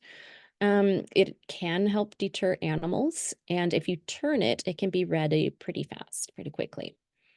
But of course, it's going to take time and materials to buy a bin or a box or to build it. And it is a little bit more difficult to turn the contents. One of the things that I've found is I've had to actually scoop half of the contents out of a bin. I've made bins out of pallets. I scoop about half of the contents out, mix what's left in the bin, mix what's outside, and then put it all back together.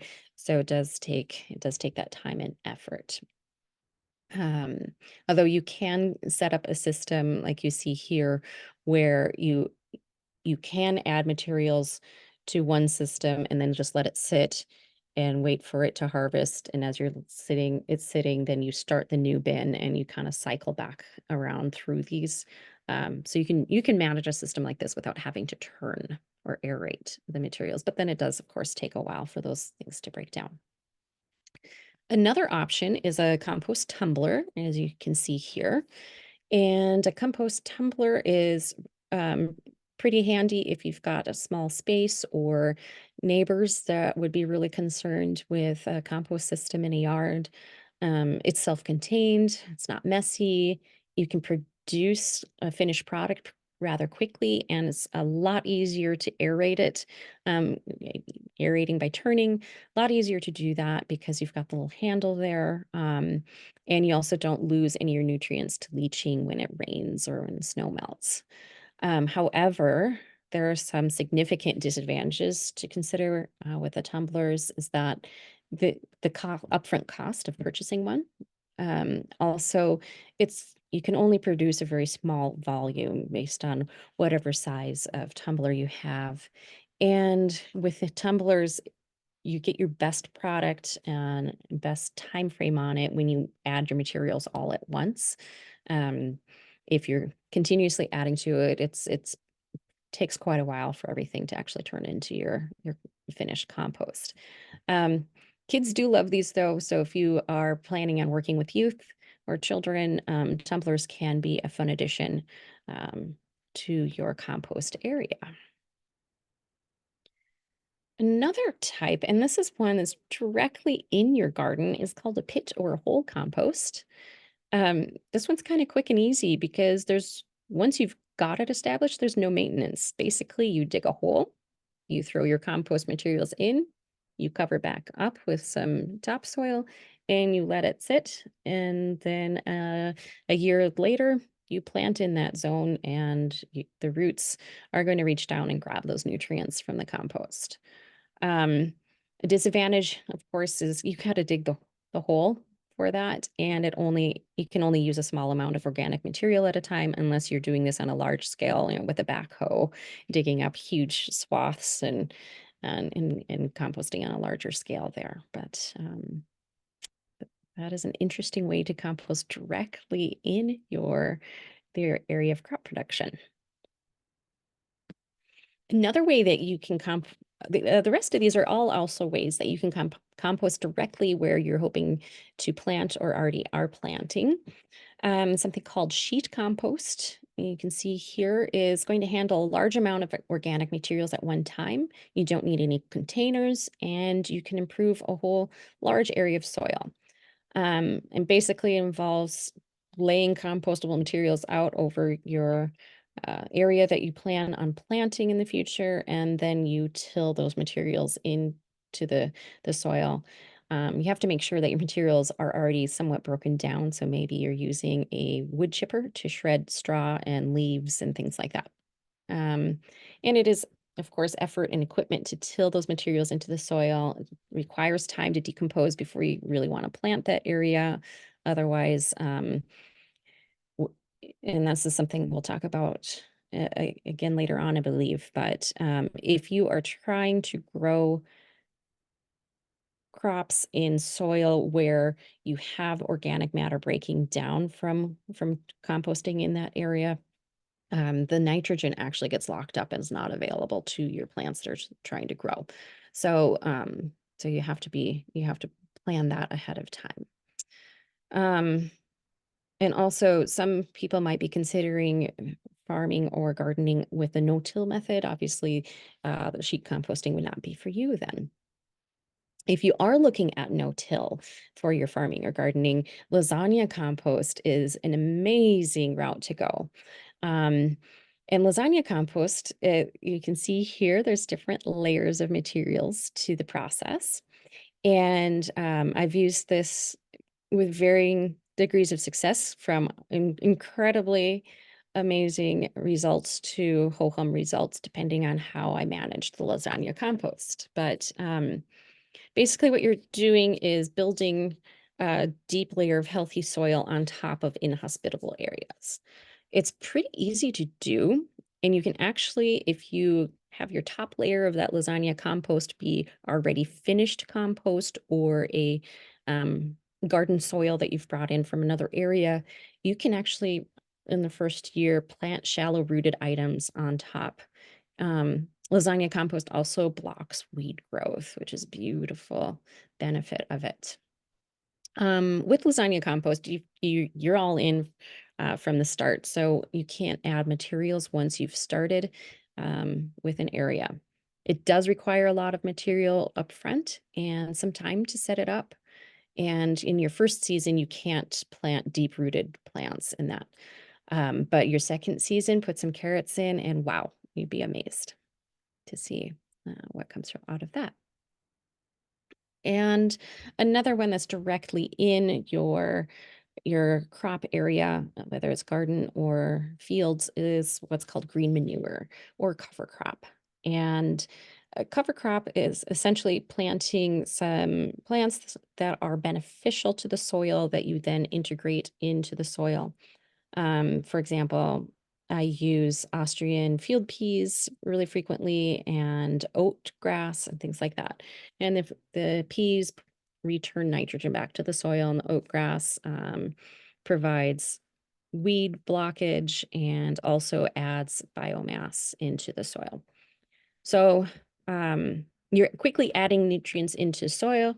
It's super easy to do, as easy as sowing the seeds for it, but you do want to do your research carefully.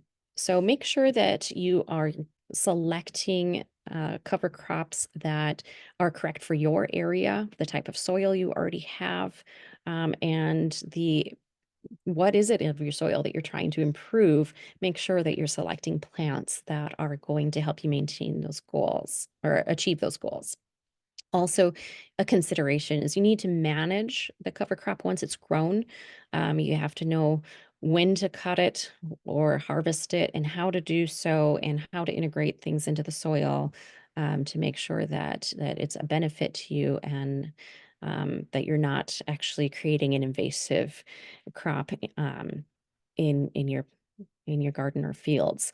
So, for example, hairy vetch is a green manure crop, and it has wonderful attributes, but it does need to be managed carefully so that it does not become invasive, because it will spread.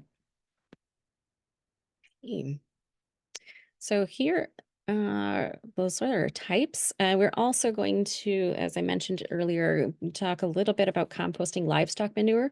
And I do need to put a disclaimer out there. Other than chicken manure, I have not composted livestock manure. I've done chicken manure in a freestanding hot pile and in tumblers before.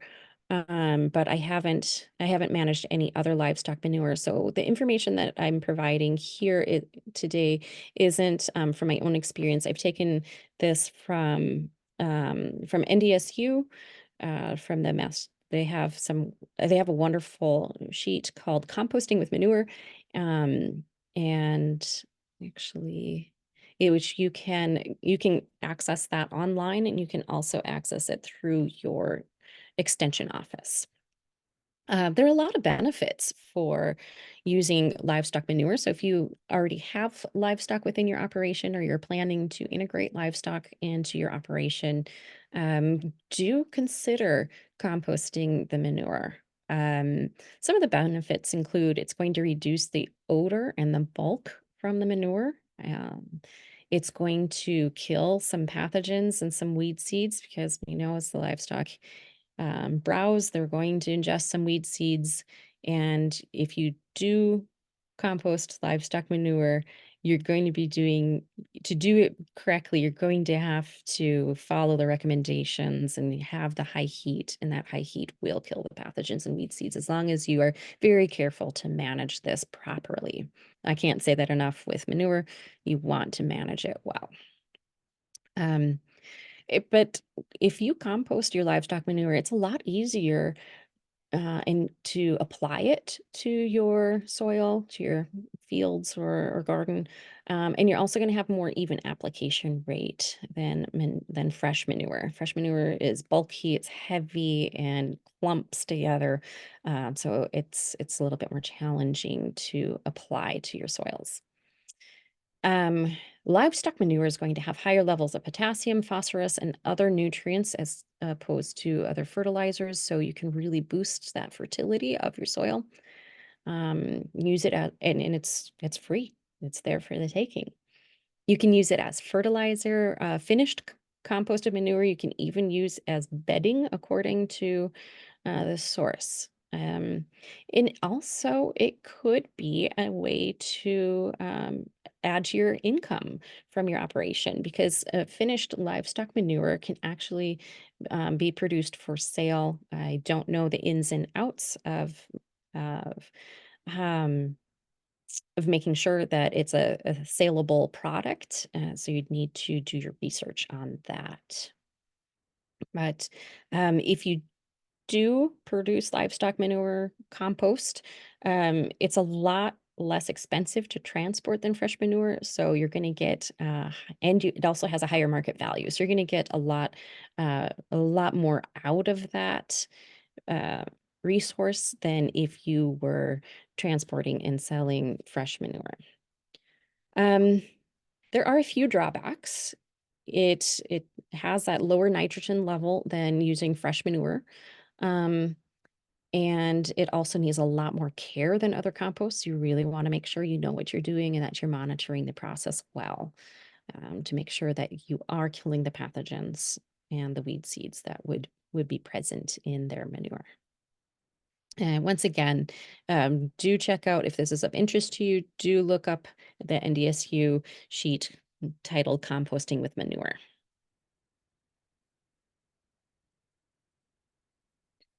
One thing that people frequently I overhear or people tell me is, oh, great, I'd love to do compost, but it's so smelly, it's so gross, it's slimy. I just don't want to do that, or my neighbors don't want me to compost. And I'm going to let you know, if you're managing your compost, a good compost system is not going to be smelly. And how do we make sure that we're managing it well so that we aren't dealing with smelly or slimy compost?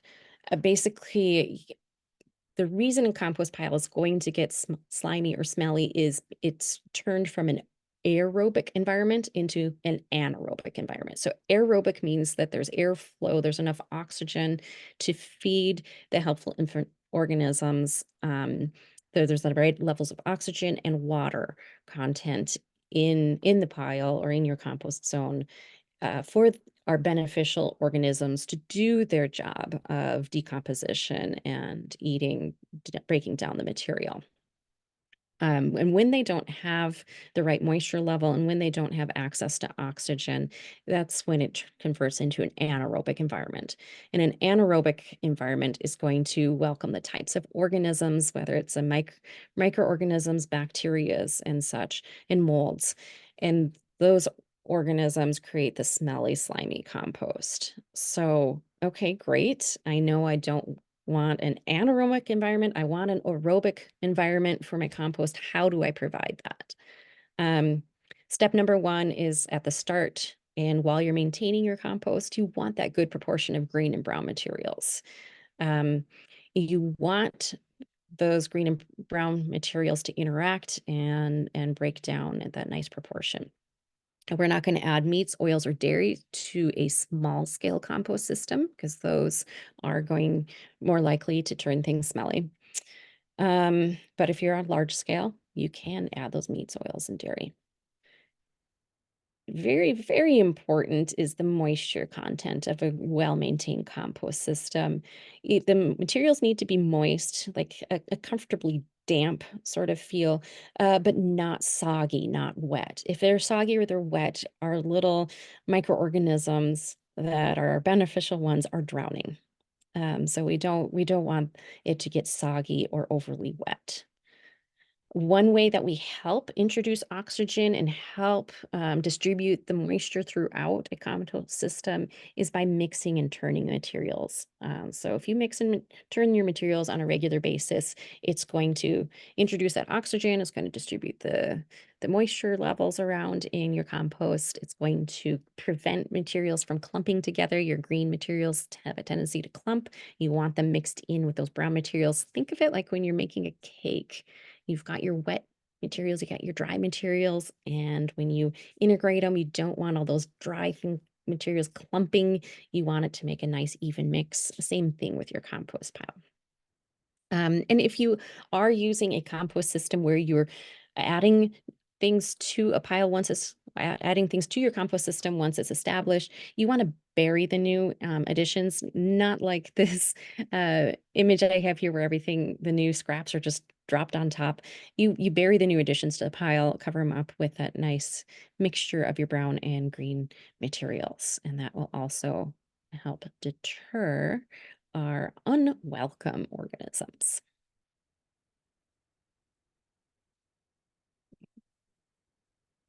Next here is, this is a description of how we can get the heat up into their ideal range for our compost. Your hot pile, which it can be any shape as long as you've got that minimum of 3 cubic feet as your basis of it. If you see the large scale operations, they're going to have it done in long rows that are 6 feet wide and 6 feet tall and in a long, long row. So they've managed to have that minimum mass met, even though they're stretched out in a long row. So we were talking about a hot pile. It can be a conical pile, it can be a square, it can be a rectangular or row kind of shape, doesn't really matter. But it does need to have that minimum mass. And you need to have that good proportion of brown and green materials as your starting materials, and you're turning it frequently for the aeration and monitoring your moisture levels. There are trying to think of the correct word. The only word coming to mind is official, but there are official thermometers out there specifically for measuring the temperature of your compost system. So they've got a really long stem to them so that you can insert them into the middle of your pile and see your reading. So if you are serious about your compost, you'll want to invest in, and they're not very expensive, but you'll want to have that in your arsenal, the compost thermometer to manage the temperatures. Your goal with compost is to maintain a temperature of between 110 and 150 degrees Fahrenheit. And the reason we say that is at 130 degrees Fahrenheit, most pathogens are going to be destroyed, most if not all. And at 145 degrees Fahrenheit, fly, larvae, and most weed seeds are destroyed. Make sure there's this disclaimer, it's most weed seeds, not all weed seeds are. Some of them seem to be invincible. It's really, really cool when you've got one of these hot compost systems going, go out on a cool morning and open it up, let the center of that compost system open up and feel inside with your hand. And it's amazing the heat that it's generated there and the amount of steam that will rise from it. A frequent question is, okay, great, I've got my compost going now. How do I know when it is done? So a compost system, you're going to know if you're monitoring the temperatures. When you see the temperatures start dropping and you notice that the materials are broken down, you're getting close there. It's helpful to cure your compost once you have your finished product. Curing is just letting it be. And cure it for approximately 1 month. It's going to improve the quality of your final product. You do want to check, make sure it's not going anaerobic. If you still had a clump of grass clippings somewhere in it, you occasionally look through and make sure that it's not going anaerobic. But if we don't take that step of curing our pile, it's immature compost. And if you apply that directly to plants, it can contain some organic acids and ammonia, which could be harmful to plants as they're growing. So it's helpful to cure it. A test to see if it's ready for use is put a scoopful in a little Ziploc bag, seal it up, open it in a few days and smell it. What does it smell like? If it's nice earthy smell, you've got a great product. If it's kind of smelly, okay, there's something anaerobic happening here. I better go back to the drawing board and work with the pile a little bit more, work with my compost system. Another test that people have used for ages with compost is try germinating a few cucumber seeds in it. If they germinate quickly and at a very high percentage, your compost is probably ready to go. I'm just trying to check here to see if there's anything in the chat, but for some reason my cursor isn't letting the chat feature open up. Have there been any questions recently? So far, there hasn't. Okay, thank you, Jake. Mhm. Okay. All right, so you've gone through all the work, you You decided on your site, you gathered your materials, you decided on the type of compost system that you wanted to create, you got your compost done, you've managed it well, you've got your final product. It's nice and dark color, it's crumbly, it smells of earth, it's just beautiful, this beautiful compost. Now what? Um, Next step would be to take a close look at it and see, is it having large pieces of debris in it? For example, you might have eggshells. Those take a long time to break down. And a little side note, what I do with my eggshells at home is I dry them out on the countertop. Um, and then I grind them in a coffee grinder and then put them in my compost pile as already ground up so that they can decompose more quickly. Because if you just put straight full eggshells in a compost pile, they take a long time. So eggshells might be something that would require screening, or if you have been using yard, you've raked up the leaves from the yard and there's a bunch of twigs in it, you might still have some large pieces of debris. You can screen those materials. This is really easy to make. This is the screen I have. Just some I believe those are 2x4s, and then hardware cloth.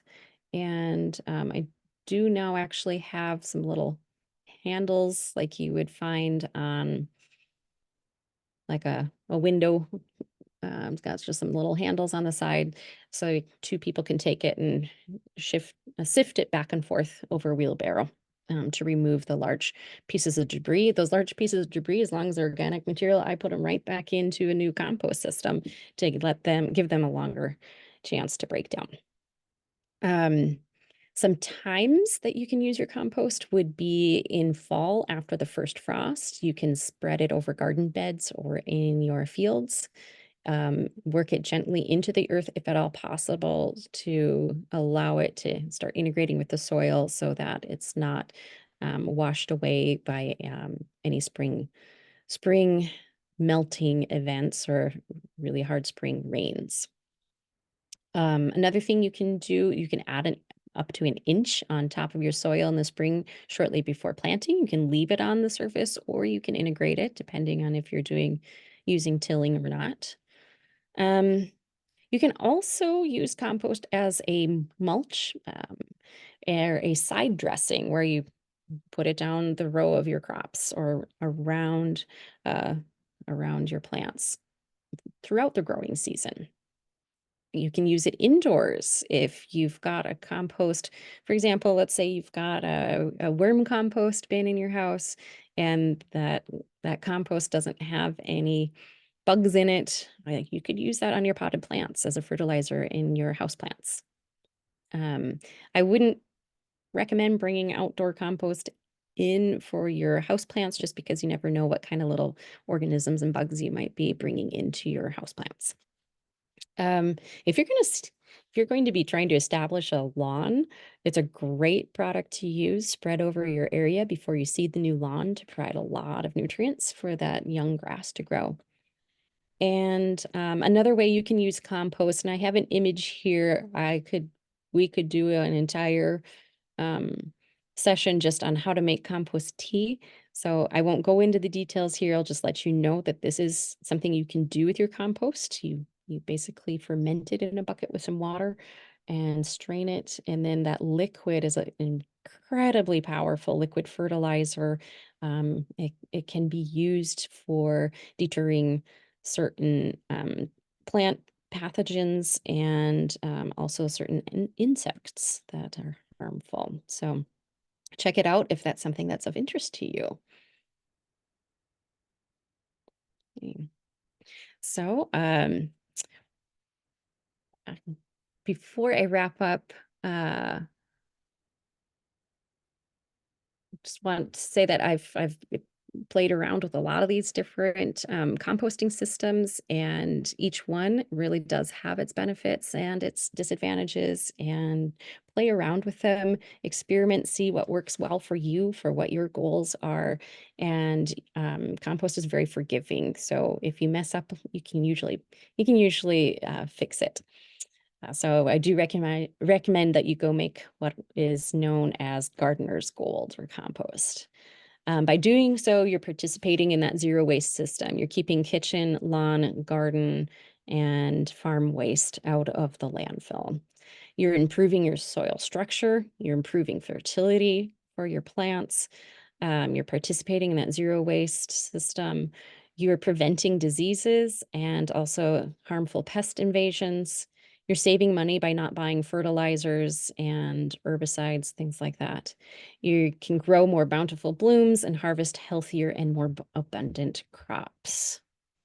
I did include my email here for you, so that if after today you do have any compost specific questions, you can reach out to me, Laura@metagoshi-ministries.com. Let's see if there are compost related questions. I do want to Yeah. share my resources slide with you as well here. Yeah. If anybody has any questions for Laura, please feel free to throw it into the chat or turn off your mic or turn on your mic and be able to speak up. Now is the perfect time to do it. Laura, I have a question. So you do this at the camp there. Are there child and or adult based camps for both? I mean, do you have basically, could I come to a camp and learn how to be a composter there? It seems like a Yes, we have programs for all ages. So we have traditional summer camping for youth, but we also have family camp and we have grandparent camp. When families, it can be any makeup, any group of people that say we're a family, that's your family, and you can come for that. And that's during the summer season. So at that point, yeah, we are out in the garden. Everybody does do a garden learning session, and I have out there, I've got compost tumblers, I've got pallet bins for freestanding hot pile and earthworm compost bins as well. So are those like week-long camps or 3-4 day camps? What are we for the youth camping, that's Sunday through Friday. Typically for the family camp or grandparent camp, those are usually a 3-day. So a Sunday to a Tuesday or a Tuesday to a Thursday, Friday. Thank you. For sure.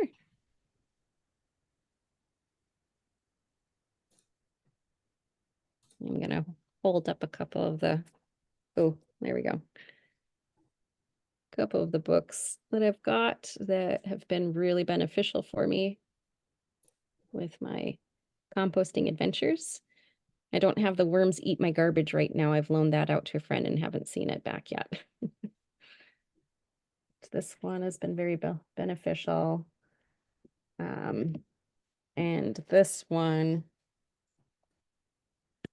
is absolutely amazing. Oops, it's hard. I put the blur on, but the complete compost gardening guide that I have listed there. There was a question that came in the chat earlier to this afternoon that I was hoping that you can kind of touch on as well.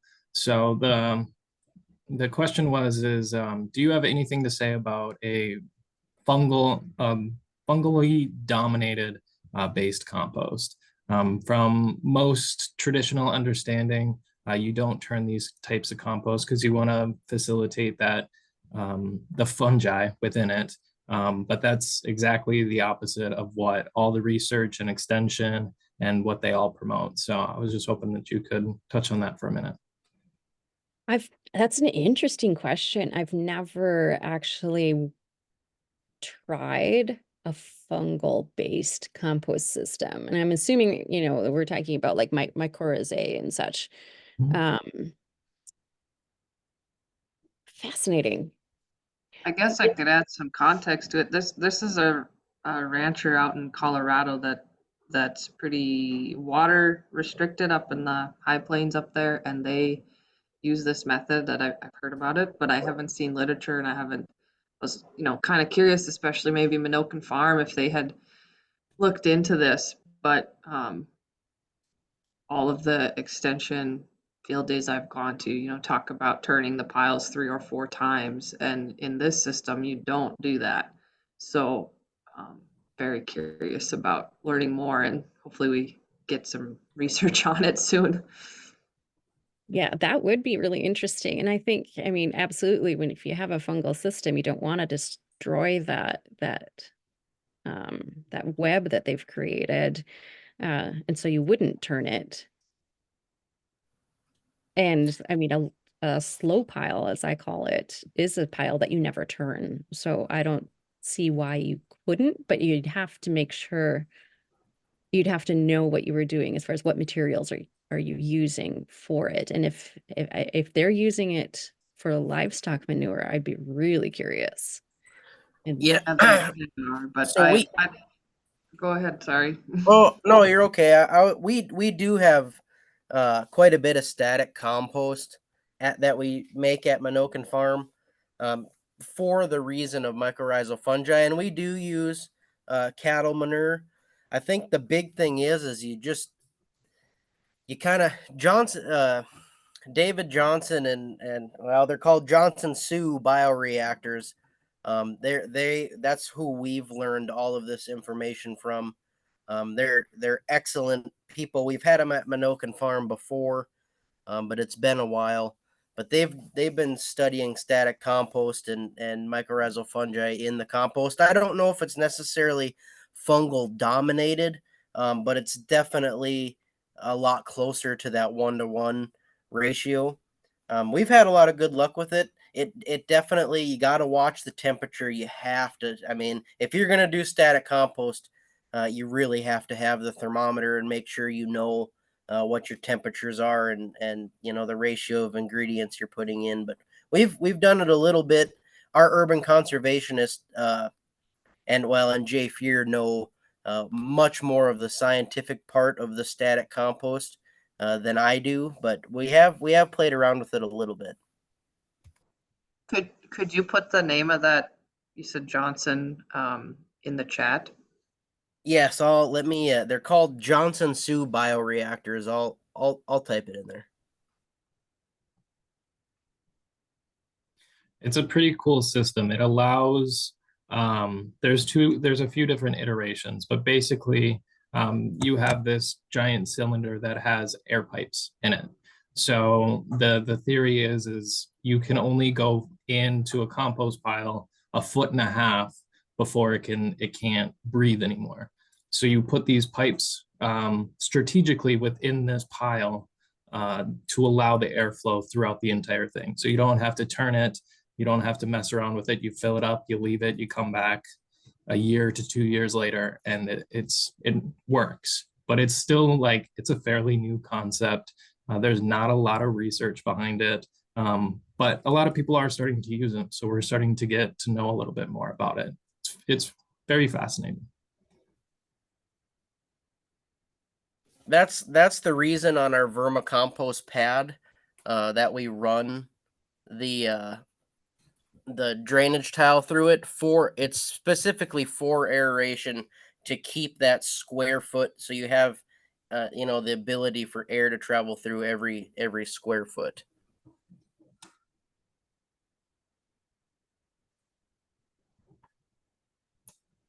Is there any other questions before we wrap up for the day? Okay. Well, in my opinion, composting is one of those topics that kind of gets neglected when we start talking about soil health. It's definitely on the bottom tier. And being in the cold north, we do not have a lot of experts. So I very much appreciate you, Laura, coming in and doing this presentation with us. I find it very fascinating. Yeah, well, great. Thanks for having me. Absolutely.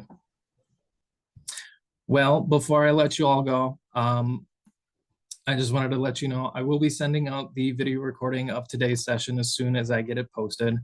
So you can rewatch anything that you missed, take notes, all the fun things. I will also be sharing a short survey that would be greatly appreciated if you could complete that so we can get some feedback on this course to kind of improve it for future sessions and kind of gauge how much you learned from today. So if you want to stay in the loop with the upcoming events and webinars that farms will be hosting throughout the upcoming months. Please follow us on social media and also sign up for a monthly newsletter. That's the best way to kind of stay in contact with all that we're doing. But all right, everybody, that concludes our Dig into Soil Health workshop. Again, thank you to all of our speakers that came in today to make this workshop possible. I very much appreciate you all. And thank you guys for showing up today and taking a Saturday afternoon out of your schedule to learn a little bit more about soil health. I appreciate you very much. So everybody enjoy the rest of your weekend, and I will see most of you again next week. Thank you. Thanks, Jake. Thank Thanks, you. Laura. Thank you guys. Take care.